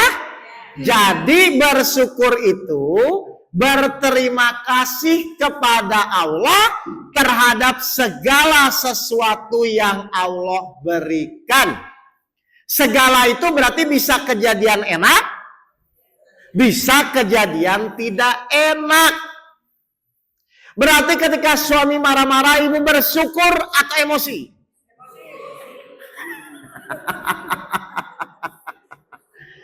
Nah, sekarang saya jelaskan ya. Kenapa bersyukur itu penting? Biar ibu semua paham. Jadi menerima itu dengan kesadaran gitu loh Bapak Ibu. Kenapa bersyukur itu penting? 1. Surat 4 ayat 147. Kenapa kita harus bersyukur? Surat 4 An-Nisa ayat 47. 147. Apa kata Allah? Surat 4 ayat 147. Apa kata Allah? Surat 4 An-Nisa ayat 147. Allah tidak akan menyiksamu jika kamu bersyukur dan beriman. Surat 4 147 ya. Silakan sekali lagi Ustaz. Allah tidak akan menyiksamu jika kamu bersyukur dan beriman. Luar biasa kan Bapak Ibu? Allah berjanji kepada kita tidak akan menyiksa jika orang-orang itu selalu bersyukur terhadap apapun yang Allah berikan. Padahal mohon maaf, secara naluri, secara manusiawi, manusia itu kalau dikasih kejadian tidak enak, biasanya bersyukur atau mengeluh? Mengeluh. Tapi kalau dikasih kejadian enak, padahal mau enak tidak enak, yang ngasih siapa itu? Kalau yang ngasih Allah, harusnya baik atau tidak? Maka wajib kita orang-orang yang beriman tetap menganggap itu tetap baik. Contoh. Dua orang sakit, si Fulan sama si Fulin. Ya, si Fulan ketika sakit, dia tahu sakit ini untuk menggugurkan dosanya. Si Fulin sakit, dia tidak tahu bahwa sakitnya untuk menggugurkan dosanya. Kira-kira yang bersyukur yang mana? Yang mengerti. bahwa sakit ini untuk menggugurkan dosa.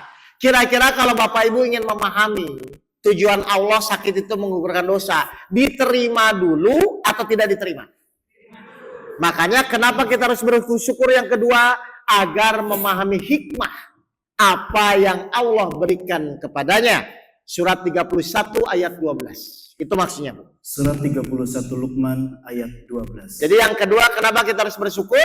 Agar kita memahami hikmah di balik apapun yang Allah uji kepada kita. Dan sungguh telah kami berikan hikmah kepada Luqman, yaitu bersyukurlah kepada Allah. Dan barang siapa bersyukur kepada Allah, maka sesungguhnya dia bersyukur untuk dirinya sendiri. Jelas ya Bapak Ibu ya? Jadi yang pertama, kenapa kita harus bersyukur? Supaya tidak disiksa. Karena Allah berjanji tidak akan menyiksa orang yang bersyukur. Yang kedua, kenapa kita harus bersyukur? Agar mendapatkan hikmah. Oh, ternyata suami saya meninggal itu supaya tahun depan saya ketemu lagi suami yang kaya, soleh. Akhirnya jadi sedih atau jadi bahagia? Jadi suami meninggal, ibu bahagia atau sedih? Paham ya? Itu namanya hikmah. Paham? Yang ketiga, ini ayatnya populer kalau yang ini. Yang ketiga nih. Kenapa kita harus bersyukur? 14 ayat 7. Surat 14 Ibrahim ayat 7. Coba perhatikan. Dan ingatlah ketika Tuhanmu memaklumkan, sesungguhnya jika kamu bersyukur, niscaya aku akan menambah nikmat kepadamu. Nah, terus? Tetapi jika kamu mengingkari nikmatku, maka pasti azabku sangat berat. Kenapa kita harus bersyukur? Allah akan menambah nikmat. Jadi ibu bersyukur nggak punya suami yang sekarang? Bapak bersyukur punya istri yang sekarang? Maka Allah akan tambah istrinya si Ustaz.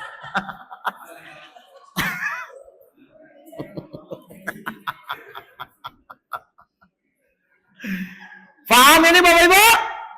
Jadi bersyukur itu luar biasa ya. Saya tanya, menurut Bapak Ibu bersyukur itu mudah atau sulit? Menurut Bapak Ibu bersyukur itu mudah atau sulit? Mudah. Tolong mulutnya cuma dilatih. Apapun yang terjadi menimpa kita, tolong ucapkan apa?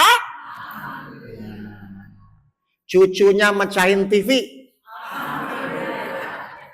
Menantu nggak nurut. Sip. Loh, mau terima tidak terima TV tetap pecah. Mau terima tidak terima memang saat ini menantunya belum nurut kan? Tapi ketika ibu bersyukur insya Allah bolak-balikan hatinya.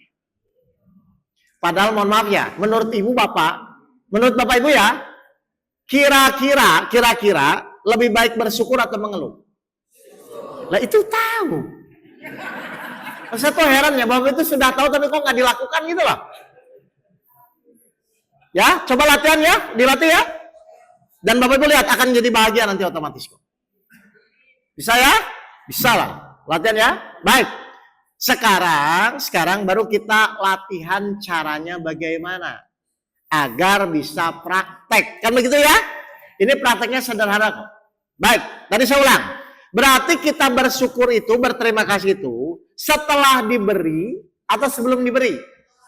Setelah ya? Baik, sekarang saya perhatikan. Bapak Ibu, ternyata mau disadari tidak disadari, harusnya memang setiap hari itu kita harus bersyukur. Seberat apapun masalah, ini bukan teori, tapi memang harusnya Bapak Ibu itu bersyukur. Cara prakteknya gampang. 39 ayat 42. Perhatikan. Surat 39 ayat 42. Apa kata Allah? Kenapa kita tuh harusnya sebenarnya bersyukurnya harus setiap hari, bahkan tiap detik. Allah memegang nyawa seseorang pada saat kematiannya dan nyawa seseorang yang belum mati ketika dia tidur. Jadi ketika tidur, nyawa kita dipegang siapa? Bayangkan, Bu. Kalau ibu tidur, terus nyawanya Allah nggak balikin, boleh? Terus ibu bisa apa?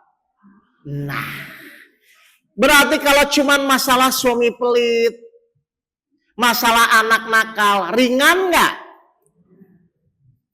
Halo? Coba Ustaz diulang. Allah memegang nyawa seseorang pada saat kematiannya dan nyawa seseorang yang belum mati ketika dia tidur. Oke, perhatikan terus. Maka dia tahan nyawa orang yang telah dia tetapkan kematiannya, dan dia lepaskan nyawa yang lain sampai waktu yang ditentukan. Jadi saya tanya, berarti masalah terbesar kita dalam hidup apa? Masalah terbesar kita dalam hidup apa? Menurut ayat ini?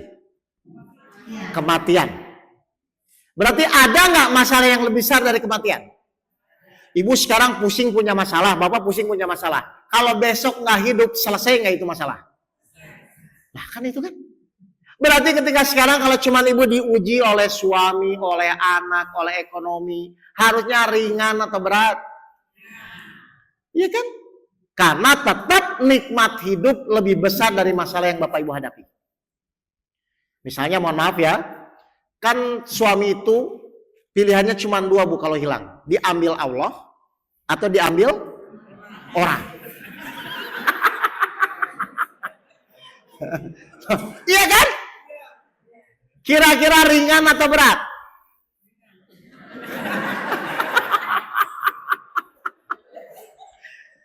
Loh kan tadi saya bilang, ada nggak masalah yang berat selain nikmat hidup? Berarti cara latihannya apa? Pas bapak ibu nanti bangun subuh, mohon maaf ya, bapak ibu langsung bilang, ya Allah terima kasih engkau masih memberikan umur kepada saya. Berarti satu hari itu boleh nggak mengeluh? Kenapa? Untung masih hidup. Berarti meskipun suami hilang bersyukur nggak? Kenapa? Untung.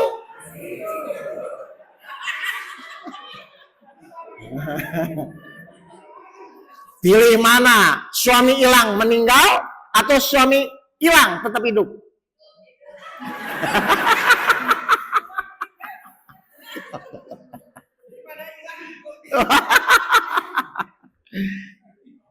Ya. Jadi sebelum bapak ibu misalnya ngevonis Allah seperti ini nggak adil, coba deh mikir. Ternyata nikmat hidup itu lebih besar dari masalah apapun yang bapak ibu hadapi. Makanya Allah benci orang-orang mengeluh kan? Karena sebesar apapun masalah, tetap nikmat hidup di atas segalanya. Dan bayangkan setiap ibu tidur, nyawa ibu itu cuma dipegang Allah. Allah balikin kalau memang masih hidup, Allah tahan kalau tidak hidup. Bayangkan, berarti kan kita nggak bisa apa-apa Bapak Ibu. Jadi harusnya bahwa itu khawatirnya bukan tentang suami, bukan tentang anak, bukan tentang harta. Khawatirnya itu nikmat hidup selesai. Dan saat ibu hidup tidak sesuai dengan apa yang Allah inginkan. Berarti harusnya bersyukur setiap apa? Setiap hari. Orang bersyukur tuh kira-kira selalu berterima kasih atau mengeluh? Berarti kalau ibu mengeluh berarti tahu diri atau tidak tahu diri? Baik, yang terakhir apa bu? Metodenya iman, sabar, sholat, ikhlas, tawakal, bersyukur. 6. Satu lagi apa? Zikir. Zikir ya? Baik, saya tanya nih. Zikir itu ada berapa ibu? Zikir. Jenis zikir ada berapa? Itu bacaan. Zikirnya. Baik, kalau saya tanya ke majelis biasanya orang tuh cuma tahu 2 Pak. Zikir lisan sama zikir kolbu kan? Zikir lisan tuh yang ibu misalnya setelah sholat 33. Atau zikir kolbu yang ibu diam, hatinya berzikir. Sebenarnya ada zikir yang paling tinggi Pak. Satu lagi, yang ketiga. Zikir perbuatan. Itu zikir yang paling tinggi. Apa itu zikir perbuatan? Ini kita akan bahas sekarang. Ya, zikir perbuatan. Bapak Ibu ada dengar ini? Kalau zikir lisan, ibu tiap sholat selalu. Zikir kolbu yang diam tapi hatinya berzikir. Ini ada yang paling tinggi, namanya zikir perbuatan. Apa itu zikir perbuatan? Akhlak yang mulia. Jadi kalau orang sudah berzikir perbuatan, harusnya akhlak yang mulia. Saya tanya, Rasul diturunkan ke muka bumi ini. Salah satunya apa Bu? Menyempurnakan akhlak. Berarti semakin lama Bapak Ibu ngaji, akhlaknya semakin mulia atau semakin emosi? Nah, diomongin orang, alhamdulillah. Dizolimi orang, itu fungsinya ngaji. Nggak punya uang? Oh, berarti dia udah ngaji. Iya. Kalau yang nggak ngaji punya masalah pusing, ya memang nggak ngaji. Tapi kalau yang ngaji punya masalah masih pusing, berarti bedanya apa? Nah, ingat ya? Baru ini kita akan bahas zikir perbuatan. Oke, kita masuk ya, zikir perbuatan apa? Biar Bapak Ibu paham. Dalam hidup ini, berapa kegiatan yang Bapak Ibu lakukan selama ini dalam hidup? 2 menit sholat tadi. Dalam hidup ini, berapa banyak kegiatan yang Bapak Ibu lakukan? 2, bangun dan tidur. Ayo, emang mau apa lagi? Ayo Bapak Ibu selama ini hidup cuma melakukan apa? Bangun dan tidur. Jenis kegiatannya baru banyak. Tapi kegiatannya cuma berapa? 2. Betul? Bapak Ibu coba, siapapun orangnya, sekaya apapun atau miskin pun, kegiatannya cuma 2 kan? Apa? Bangun dan tidur. Oke, kita mulai sekarang. Bapak Ibu bangun jam berapa? Enggak, kita samain dulu aja ya. Bangun jam 4 misalnya, jam 4 subuh ya. Tidur lagi jam berapa? 9 malam. Oke.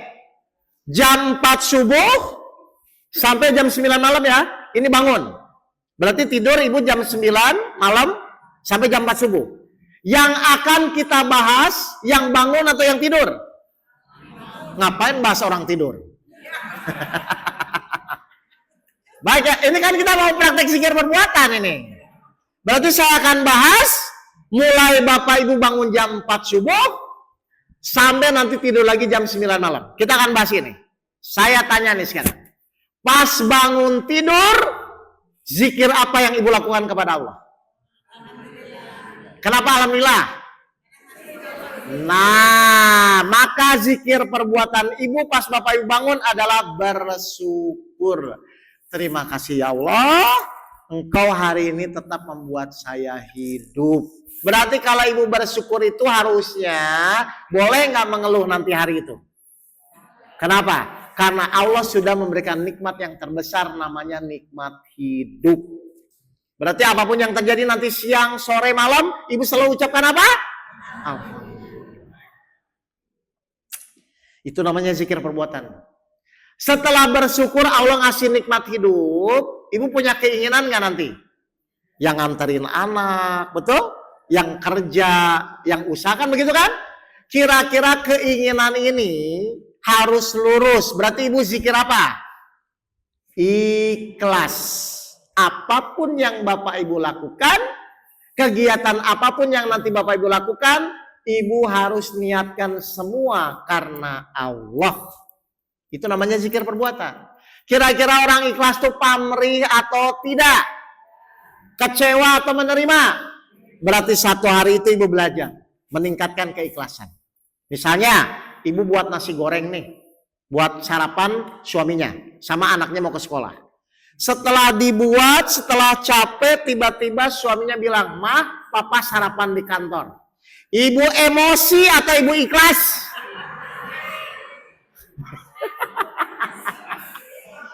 Makan aja sendiri, ngapain bingung-bingung? Kalau Ibu niatnya ikhlas, Ibu menerima, maka di situ Ibu zikir ikhlas, doa Ibu dikabulkan. Ini maksudnya zikir perbuatan ini, setiap kegiatan landasi dengan bersyukur, landasi dengan ikhlas, landasi dengan sabar, itu maksudnya. Ngerti ini Bapak Ibu? Setelah itu Ibu subuh waktu azan, betul? Zikir apa? Sholat khusyuk, menyampaikan kepada Allah pujian, pernyataan, permohonan, gitu loh maksudnya. Sholatnya baik, semua jadi baik. Setelah sholat, maka Bapak Ibu menjalani aktivitas sehari-hari kan? Kira-kira di jalan tuh ada kejadian tidak enak nggak? Kadang-kadang ada dimarahin orang nggak? Maka Bapak Ibu berzikir apa? Sabar. Apapun yang terjadi menimpa diri kita sudah atas izin Allah. Berarti diterima atau emosi? Diterima. Makanya Allah kasih rutinitas macam-macam kan? Tapi intinya Bapak Ibu untuk berzikir perbuatan.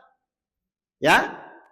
Terus anak ngerjain ujian, ibu ngerjain usaha, bapak ngerjain usaha. Harus maksimal nggak ikhtiarnya? Berarti zikir apa? Tawakal. Hasilnya? Terserah kepada Allah. Zuhur, asar, maghrib, isya, balik lagi jam 9, selesailah rutinitas. Berarti rutinitas Allah pakai untuk apa? Untuk praktek zikir perbuatan. Berarti semakin hari ikhlas ibu meningkat atau menurun? Sabar ibu meningkat atau menurun? Makanya Allah kasih rutinitas yang berbagai macam. Berarti yang terpenting rutinitasnya atau zikir perbuatannya? Bapak Ibu selama ini fokusnya di rutinitas atau zikir perbuatan? Nah itu yang jadi masalah. Berarti teman kantor menjengkelkan, teman menjengkelkan, itu tuh sebenarnya bukan masalah. Karena itu sarana zikir sabar, sarana zikir ikhlas. Berarti semakin tua, semakin bijaksana atau semakin kaya anak-anak? Nah kalau perempuan bijak, sini. Kalau laki-laki, bijaksana. Ngerti Bapak ini? Jadi kegiatan yang dilakukan itu sebagai sarana zikir perbuatan. Ujung-ujungnya ikhlas meningkat, sabar meningkat, akhirnya jadi orang yang bertakwa. Surat 6 ayat 32. Surat 6 ayat 32. Apa kata Allah? Dan kehidupan dunia ini hanyalah permainan dan senda gurau. Untuk siapa? Yang fokus zikir perbuatan atau yang fokus kepada rutinitas? Kehidupan dunia ini hanya permainan dan senda gurau. Untuk yang fokus ke rutinitas atau yang fokus ke zikir perbuatan? Kalau rutinitas ibu akan terjebak di permainan dunia. Kalau Bapak Ibu menjalani zikir perbuatan, maka rutinitas menjadi sarana untuk menjadi takwa. Makanya kata Allah terus, sedangkan negeri akhirat itu sungguh lebih baik bagi orang-orang yang bertakwa. Berarti Allah ngasih rutinitas kita setiap hari, fungsinya untuk apa? Supaya Bapak Ibu terjebak di rutinitas atau sebagai sarana latihan zikir perbuatan? Harusnya sebagai sarana latihan zikir perbuatan. Akhirnya kegiatan apapun yang menimpa diri kita jadikan sarana ikhlas, sarana sabar, sarana bersyukur, itu maksudnya. Makanya antara ilmu dan akhlak itu harusnya sambung.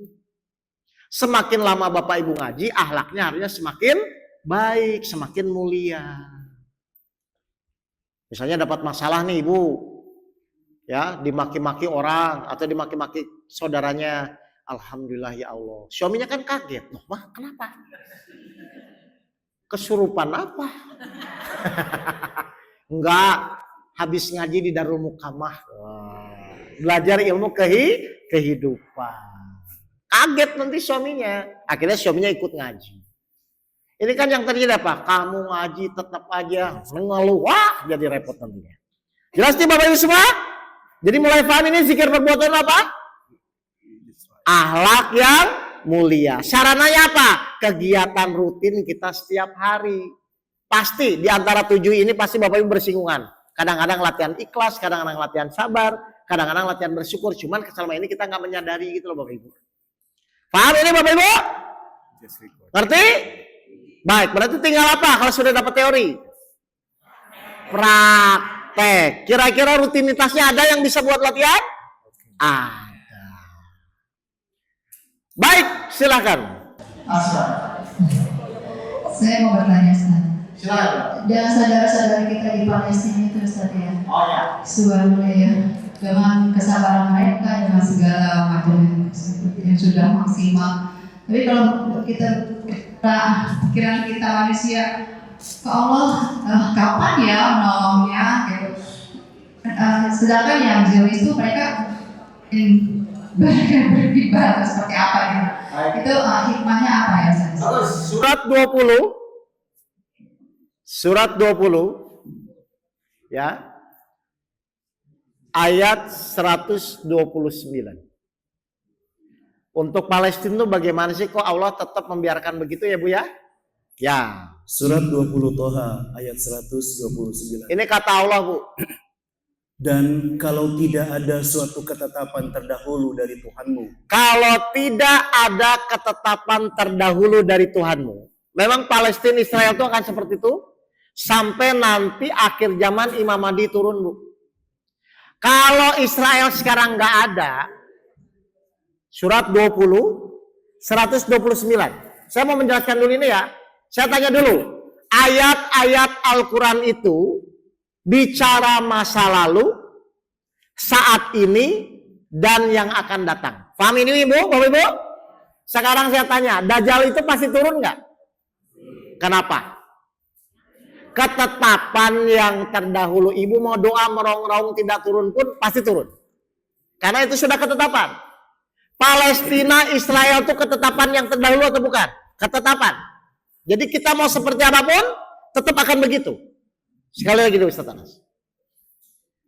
Diulang. Dan kalau tidak ada suatu ketetapan terdahulu dari Tuhanmu, serta tidak ada batas yang telah ditentukan ajal, pasti siksaan itu menimpa mereka. Sebenarnya bisa nggak Allah nyiksa langsung? Bisa, cuman karena memang itu ketetapannya. Tapi nanti akan selesai nggak? Selesai. Sampai akhirnya kaum Yahudi itu bersembunyi di pohon Borot. Ah, tahu kan itu? Nanti akan begitu soalnya. Karena kalau sekarang Yahudi langsung dihilangkan, berarti ketetapannya salah dong. Ngerti Bu? Tapi kenapa begitu? Menguji orang-orang yang beriman. Silahkan. Bisa bantu apa Ibu? Dana, silahkan pakai dana. Mau perang, tapi janganlah. Ibu nanti merepotkan di sana. Silahkan bantu sesuai dengan kemampuan masing-masing. Jadi memang sudah ketetapan Bu. Kayak gini saya tanya. Di akhir zaman, orang akan dipimpin oleh pemimpin yang bodoh, yang zalim. Pernah dengar? Ternyata memang ada di Al-Quran. Jadi nggak usah emosi, memang ada. Surat 6 ayat 123. Ini ketetapan terdahulu itu begitu. Surat 6 Al-An'am ayat 123. Memang begitu aturannya Bu. Dan demikianlah pada setiap negeri kami jadikan pembesar-pembesar yang jahat agar melakukan tipu daya di negeri itu. Jelas ini? Jadi memang sudah ditetapkan. Tapi pertanyaan saya, tapi kebenaran tetap akan menang nggak? Menang. Tinggal nanti apakah kita masih ada umur menyaksikan atau tidak. Tapi intinya, tolong sekarang setiap hari Ibu mulai praktek zikir perbuatan. Gitu ya Bu ya? Jadi memang seperti itu. Baik, silakan. Oh, silakan.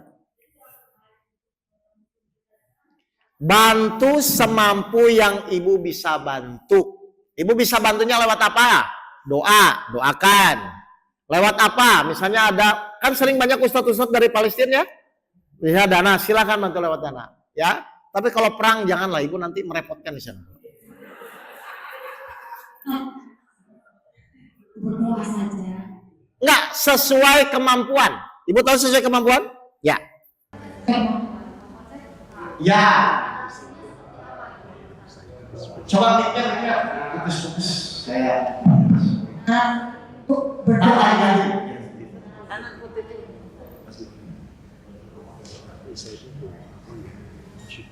Kan mampunya saya saat ini hanya berdoa. Ya. Kalau bersedekah tidak banyak. Ya. Doanya itu narasinya yang terbaik. Artinya ya Allah menangkan saudara-saudara muslim kami di Palestina atau seperti apa? Pokoknya ya Allah berikanlah saudara-saudara muslim kami bahagia dunia dan akhirat. Kira-kira semua ingin bahagia nggak? Saya tanya, banyak nggak ya syahid di sana? Orang syahid itu bahagia atau menderita? Bahagia. Saya tanya, Ibu ingin bahagia dunia dan akhirat nggak? Ingin cepat atau ingin lama? Ibu ingin bahagia dunia dan akhirat kan? Ingin cepat atau ingin lama? Maksudnya cepat bahagia di akhirat? Enggak, ingin cepat atau lama bahagianya? Enggak mau cepat. Kalau cepat ke Palestina gitu lah maksudnya. Kan umur bayi udah meninggal di bom itu kan? Ya memang mereka tapi dikuatkan. Dan saya yakin Allah sudah menyesuaikan dengan keimanannya. Makanya kalau ibu wawancara anak-anak Palestina, itu luar biasa bu. Luar biasa. Mungkin sama kita juga mungkin dari 4 tahun atau 5 tahun mereka udah imannya kuat. Kenapa kita imannya biasa-biasa saja? Karena memang Allah memberikan ujian sesuai dengan keimanan atau kemampuan hamba. Jadi jelas ya, bantu sesuai dengan kemampuan. Doanya berikanlah kaum muslimin dan muslimat bahagia dunia dan akhirat. Baik, ada lagi pertanyaan? Silakan. Oh, ini bapak-bapaknya nggak ada ini? Beres semua ya? Ya silakan.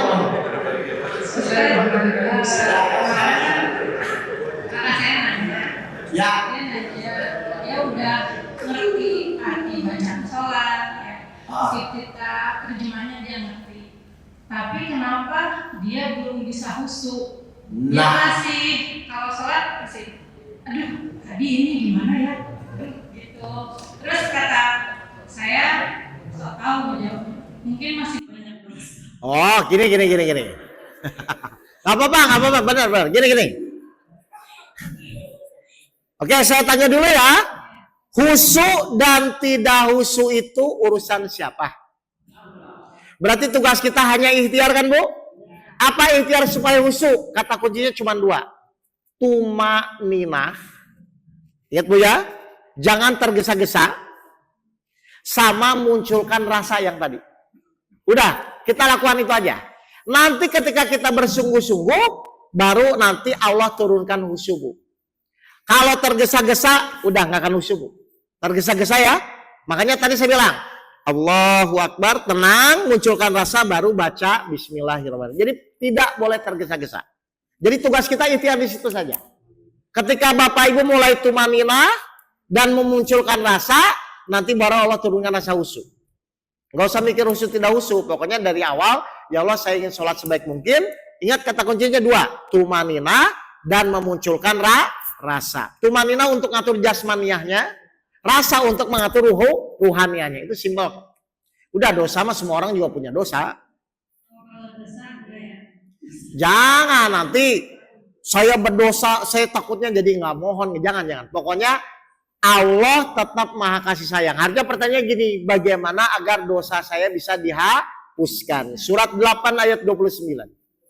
Surat 8 ayat 29. Bagaimana agar dosa kita Allah hapuskan? Wahai orang-orang yang beriman, jika kamu bertakwa kepada Allah, niscaya Dia akan memberikan furqan atau kemampuan membedakan antara hak yang batil. Terus kepadamu dan menghapus segala kesalahanmu. Nanti di materi mengenal Allah saya akan kupas bertakwa ya Bapak Ibu ya. Bagaimana supaya dihapuskan dosa-dosanya. Dan ya, mengampuni dosa-dosamu. Jelas bu? Jadi supaya diampuni dosa-dosa kita harus apa tadi?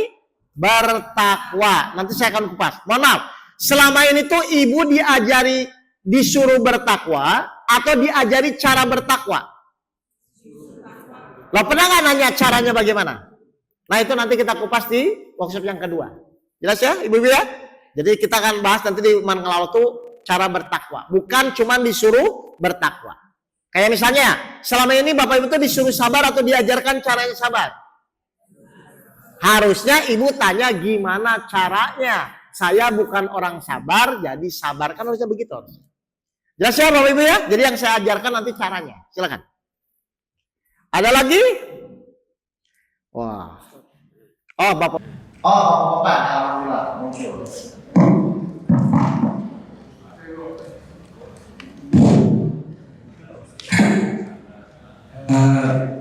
Ustaz, ya, kita itu dalam sholat. Oh sholat. Dalam sholat kita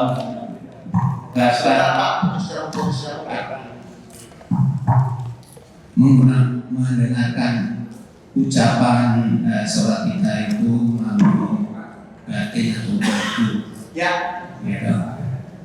Tapi tiba-tiba itu pikiran kita itu ya, tiba-tiba kadang-kadang jadi sering pikir ini terus ini. Bagaimana? Baik, Bapak langsung praktek ya. Ini biar tidak jadi teori ya. Saya tanya dulu, Benar nggak Bu? Kadang-kadang pas kita sholat, misalnya Bismillahirrahmanirrahim, Bapak Ibu masih fokus. Alhamdulillah masih fokus. Pas Malik Yomidin tiba-tiba lari. Apa yang harus dilakukan? Apa yang harus dilakukan? Tumaninah, berhenti Pak. Jangan dilanjut dulu. Misalnya gini ya. Allahu Akbar. Bismillahirrahmanirrahim, saya masih fokus. Alhamdulillah masih fokus. Pas Ar-Rahman tiba-tiba kepikiran kunci. Enggak, ini misal bukan ibu mah udah. Berhenti Pak. Berhenti, baru setelah fokus lagi, lanjut lagi. Oke, kita praktek. Coba Bapak Ibu baca ya Al-Fatihah ya. Tapi tolong Bapak Ibu bacanya matanya melihat fokus titik ya. Terus telinga Bapak fokus mendengarkan bacaan Pak. Fokus mendengarkan bacaan sendiri. Dan jangan tergesa-gesa. Perhatikan ya. Allahu Akbar. Bismillahirrahmanirrahim. Dengarkan ini ya. Oke, praktek ya. Coba. 1 ayat, 2 ayat, 3 ayat. Bapak ya, nanti kita lari atau tidak? Siap ya, tapi mata harus tetap melihat titik. Nggak boleh merem, kalau merem lari nanti. Baik. 1, 2, 3. Sampaikan 1 ayat. Dengarkan di telinganya. Ayat yang kedua. Jalan-jalan nggak Pak? Pak? Halo? Jalan-jalan ya? Enggak. Tumaninah kuncinya Pak. Karena kalau Bapak Ibu nggak tumaninah pasti lari. Kalau misalnya iya karena budu ya karena saya lari, diam. Jangan dibablasin, diam. Fokus baru ihdinas siratal. Cuman itu. Nanti baru masukkan rasa yang tadi. Intinya cuman itu kok Pak. Insya Allah nggak sulit kok Pak. Lagian saya tanya ya, Bapak Ibu sholat cepet-cepet tuh mau kemana sih? Udah tenang aja. Karena kalau Bapak Ibu nggak tumaninah, ruhnya nggak sholat, nafsunya yang muncul. Itu sebenarnya Pak, yang buat lari itu. Makanya setan inginnya kan tergesa-gesa, biar nafsunya yang menguasai, akhirnya setan masuk, pikiran akhirnya jalan-jalan. Gitu ya Pak ya? Baik, oh silakan Bu. Wah ini ibu-ibunya yang lebih aktif ya. Silakan, mic-nya. Mau tanya. Ya. Kan katanya kalau sholat itu tidak boleh mengerjakan. Iya, harus melihat tempat sujud itu sih, betul. Tapi Saya rasa lebih itu kayak barusan aja Pak. Saat saya mengerjakan nada itu lebih. Nah, sekarang ini kita praktek. Ibu ada handphone nggak? Ibu lihat titik handphone, ibu mata melihat titik kan kalau ini nggak ada titiknya soalnya. Ini jangan nitikin di sini ya, jangan ya. Ibu lihat handphone ini nih, misalnya titik ini handphone ya. Ibu lihat, sekarang ibu lihat matanya ngelihat titik, Nah, terus ibu baru baca pelan-pelan dengarkan, tapi mata melihat titik. Coba deh. Saya dulu waktu pertama belajar Pak, saya beli sajadah yang segini Bu, yang segini, ini kan nggak ada titik nih. Saya sengaja buat titik aja, titik putih atau titik hitam, backgroundnya hitam, berarti titiknya putih. Backgroundnya hitam, berarti titiknya putih, backgroundnya hitam, titiknya hitam, backgroundnya putih. Ibu matanya latihan melihat titik. Coba, ibu lihat titik ada nggak? Langsung praktek. Iya, lihat titik. Nggak, kalau lihat titik harusnya matanya ke titik atau membayangkan. Coba, loh, kalau ke titik ngebayangin berarti matanya ke titik nggak? Enggak. Justru saya bilang, melihat titik sujud itu supaya kalau misalnya gini ya, saya melihat titik nih, tapi pikiran saya ke Ka'bah, berarti saya melihat apa di sini? Ka'bah bukan melihat titik. Paham apa saya? Ini nih, lihat, perhatikan dulu, ini penting ya. Ini, saya mau melihat titik ini, saya melihat titik nih. Berarti yang dilihat saya apa ini? Kalau saya lihat titik tapi pikirannya ke Ka'bah, berarti saya melihat titik atau Ka'bah? Nah, makanya melihat titik itu. Kalau ibu misalnya meskipun melihat titik tapi pikiran ke Ka'bah, ke hutang, berarti sebenarnya ibu nggak ngelihat titik. Iya, berarti bukan titik yang dia tapi hutang. Sekarang saya tanya, ibu ngelihat titik atau ngelihat Ka'bah? Itu. Makanya saya pakai latihannya, saya beli itu sejadah. Atau kalau ibu di sejadah ada yang bulan bintang, ada yang kecil itu, ibu latihan. Saya juga latihan. Jadi semua latihan Bu. Ibu lihat, kalau saya masih melihat bulan bintang, berarti saya masih normal. Tapi ketika lihat bulan bintang tapi mikir ke Ka'bah, berarti sebenarnya lihat Ka'bah. Iya, memang harus latihan. Ha-ha.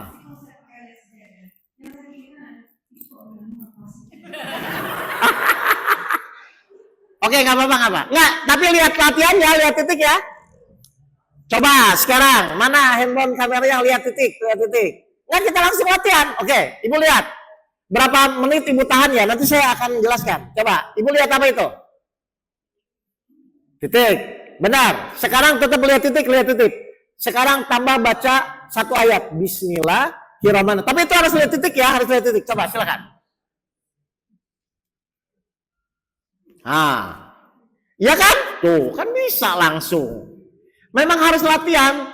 Tapi ingat ya, kalau Ibu lihat titik berarti benar-benar lihat titik. Jangan lihat titik tapi hutang. Kenapa saya begini? Karena ada jamaah saya begitu. Kita buat titik nih Pak di kertas. Semua dilihatin. Dia tuh cuma hutang. Jadi yang lihat bukan titik, hutang. Makanya fungsinya lihat titik itu Bu, mengontrol cara berpikir. Cuman 5 menit, cuma 6 menit, masa nggak bisa konsentrasi lihat titik. Ngedip nggak apa-apa ya, jangan belok gini Bu terus nanti. Ngedip nggak apa, ngedip lagi, tapi fokus lagi lihat titik. Ngedip, lihat titik lagi. Intinya gitu. Jadi titik itu ngontrol. Makanya melihat titik, sujud. Itu fungsinya Pak. Biar tidak kemana-mana. Berarti kalau Ibu lihat titik tapi mikirin Ka'bah, berarti lihat titik atau Ka'bah? Berarti nggak ngelihat titik Ibu. Tuh. Iya dong, masa titik jadi Ka'bah? Ya nggak apa-apa ya. Untuk Ibu tanya, karena saya juga dulu gitu kendalanya. Orang yang multitasking Pak, sama yang fokus memang beda-beda. Makanya dipaksa untuk melihat titik itu. Memang ini kelihatan sederhana, tapi efeknya gede Bu. Jadi saya tuh dulu Bu, Pak, pakai misalnya belum punya sejadah ya, saya bawa kertas, saya titikin kertasnya. Segini aja yang kecil, jangan kegedean, segini misalnya titiknya. Kalau kegedean tompel nanti. Segini. Di sejadah aja simpan. Jadi saya ngeliat itu, latihan aja, nggak apa-apa. Karena Allah senang bersungguh-sungguh dalam beribadah. Ya, karena ini kadang-kadang seakan-akan dianggap sepele, padahal itu efeknya gede Bu. Tes. Ya. Kita mau tadi kira-kira latihan lanjutannya apa ya Pak? Oh, lanjutannya mengenal Allah Pak. Jadi ini tuh namanya kan 7 ilmu penjernih hati. Cuman kalau saya singkat ilmu kehidupan. Nanti di workshop yang kedua judulnya mengenal Allah. Workshop yang ketiga bahagia dunia dan akhirat. Workshop yang keempat beriman kepada Al-Quran. Workshop kelima permainan kehidupan. Jadi ada terus sebenarnya. Materinya berbeda. Tapi nanti materi yang kedua biasanya saya pakai diagram. Nanti akan ada diagram Pak. Nanti di ini kopi Ustadz Tatas workshop 1, workshop 2 itu. Gitu Pak. Assalamualaikum warahmatullahi wabarakatuh. Ustaz, saya mau nanya soal sabar. Oh sabar ya. Oke. Sabar itu kan tidak ada batasnya Ustaz. Ya, bagi yang mau ya Pak. Ya. Sementara kalau kita punya masalah, misalkan masalah soal utang bank Ustaz. Utang bank itu kan kalau rumahnya udah disita ada deadline-nya, ada batasnya Ustaz. Ya. Sudah mendekati waktu untuk rumah disita, kita udah sabar dan kita rasanya udah gak karuan nih, rumah mau disita. Nah ini gimana cara melatihnya supaya kita udah berdoa, udah berusaha, tapi tetap aja nggak bisa dapat solusinya atau melunasi. Baik. Oke, terima kasih. Oke, saya akan jauh-jauh ya. Ini tentang pengalaman hidup saya aja Pak ya. Jadi waktu Juni 2008, saya itu kan perusahaan saya bangkrut. Saya punya hutang 2,5 miliar, harus targetnya 3 bulan selesai Pak. Lalu saya juga kasus pajak. Kalau 3 bulan tidak diselesaikan, saya akan masuk penjara waktu itu. Saya dulu waktu belum kenal guru saya paham seperti itu Pak. Sabar, tapi kan ini harus dibayar. Betul? Sabar, tapi kan ini penjara menunggu waktu itu. Jadi waktu itu kasus itu saya. Akhirnya saya udah berusaha nih. Latihan. Terus akhirnya saya datang lagi ke guru saya. Pak Guru ini gimana? Saya sudah berusaha sabar. Saya sudah ikhtiar. Tapi kan ini waktu deadline hampir habis. Waktu itu kasusnya begitu. Lalu guru saya cuma ngasih satu Pak. Mas Oke, kalau Mas Oke sabar, harusnya ditolong Allah nggak? Menurut janji Allah Pak. Kalau saya sudah sabar, kalau Bapak Ibu sudah sabar, menurut janji Allah harusnya ditolong nggak? Nah, berarti pertanyaannya dibalik.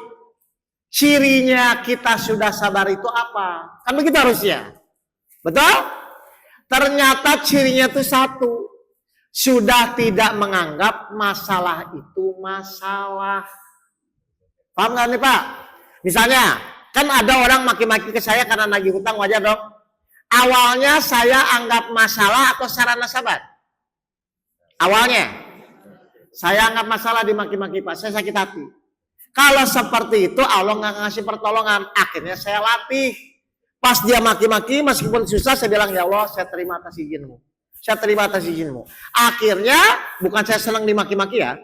Akhirnya pas dia maki-maki, dengan kesadaran saya menerima, karena memang saya butuh untuk latihan. Berarti cirinya orang sabar apa? Sudah tidak menganggap masalah itu masalah. Baru Allah ngasih pertolongan. Jadi waktu itu saya bilang, terserah. Mau aset diambil, mau istri selesai. Mau saya masuk penjara, terserah ya Allah. Yang penting saya fokus, ikhtiar tetap. Tapi dalam kondisi menerima ridho dengan takdir Allah. Tapi kalau Bapak masih mikir, kok Allah belum menolong, kira-kira ridho atau tidak itu? Belum. Jadi titiknya di situ. Dan orang juga pasti selalu fokus, lo kan harus dibayar. Lo memang harus dibayar. Tapi pertanyaan saya, emang kita bisa menentukan kapan kita bisa bayar? Kan kita cuma ikhtiar. Saya melakukan itu. Jadi cirinya orang sabar apa Bapak Ibu? Sudah tidak menganggap itu masalah. Toh mau apapun yang terjadi, pokoknya kita tetap ikhtiar sampai titik darah penghabisan. Tapi kita sudah tidak menganggap itu masalah. Itu poinnya Pak. Yang saya rasakan begitu waktu itu. Akhirnya dengan cepat Allah memberikan pertolongan. Karena kalau masih menganggap masalah, berarti menerima atau belum? Kalau masih menganggap masalah, berarti menerima atau belum? Belum. Jelas ya? Silakan. Baik. Ini udah jam. Oh, ada lagi? Satu lagi silakan. Asal jangan bentrok sama azan ya. Baik. Ya, secara biasa kita sholat jemaah kadang-kadang ada masalah di akhir, sehingga dalam khusyuk kita akhirnya kita mengucapkan mata supaya hindari ujub atau rasa keangkuhan cara sholat kita. Gimana nyikapinya Ustaz? Saya tanya dulu ya Bapak Ibu. Rasa sombong, rasa ujub itu diawali dari apa? Kita sombong, kita ujub itu gini aja saya tanya. Bapak Ibu selama ini ikhtiar, tujuannya menyelesaikan masalah atau supaya Allah menolong? Kalau tujuannya Allah menolong, kira-kira sombong atau tidak? Kalau masalah itu selesai. Tapi kalau tujuannya untuk menyelesaikan masalah, terus masalah itu selesai, merasa kita mampu, jadi sombong atau tidak Pak? Jadi sombong, ujub atau tidak itu tergantung dari niatnya Pak. Sekarang saya tanya ya, Bapak Ibu niat sholat itu hanya menjalankan perintah atau supaya khusyuk? Halo? Harusnya Bapak Ibu sholat itu niatnya menjalankan perintah atau supaya khusyuk? Khusyuk itu hadiah dari Allah setelah kita tumaninah, setelah kita memunculkan rasa. Itu biarkan urusan Allah. Berarti khusyuk tidak khusyuk yang ngatur siapa? Allah. Berarti fokus Bapak biar tidak terjebak ujub, luruskan dulu nih niatnya. Karena niat ini yang pertama iblis menggoda. Al-Baqarah 225. Jadi kalau saya, niatnya dulu apa Pak? Silakan. Al-Baqarah 225. Silakan Bapak sholat, tapi tolong niatnya diluruskan. Hanya menjalankan perintah Allah, bukan khusyuk tidak khusyuk. Surat 2 Al-Baqarah ayat 225. Allah tidak menghukum kamu karena sumpahmu yang tidak kamu sengaja. Terus? Tetapi Dia menghukum kamu karena niat yang terkandung dalam hatimu. Karena niat itu efeknya panjang. Ya, jelas Pak? Makanya tadi saya bilang, Bapak Ibu sholat niat sholat duha supaya dibukakan rezeki atau hanya menjalankan perintah Allah? Bapak Ibu biasanya niat sholat duha supaya dibukakan rezeki atau hanya menjalankan perintah Allah? Niat Bapak Ibu menjalankan perintah Allah, janji Allah kepada orang sholat duha dibukakan rezeki. Jelas ya Pak ya? Jadi sombong itu biasanya dari niatnya awal. Baik, kalau begitu.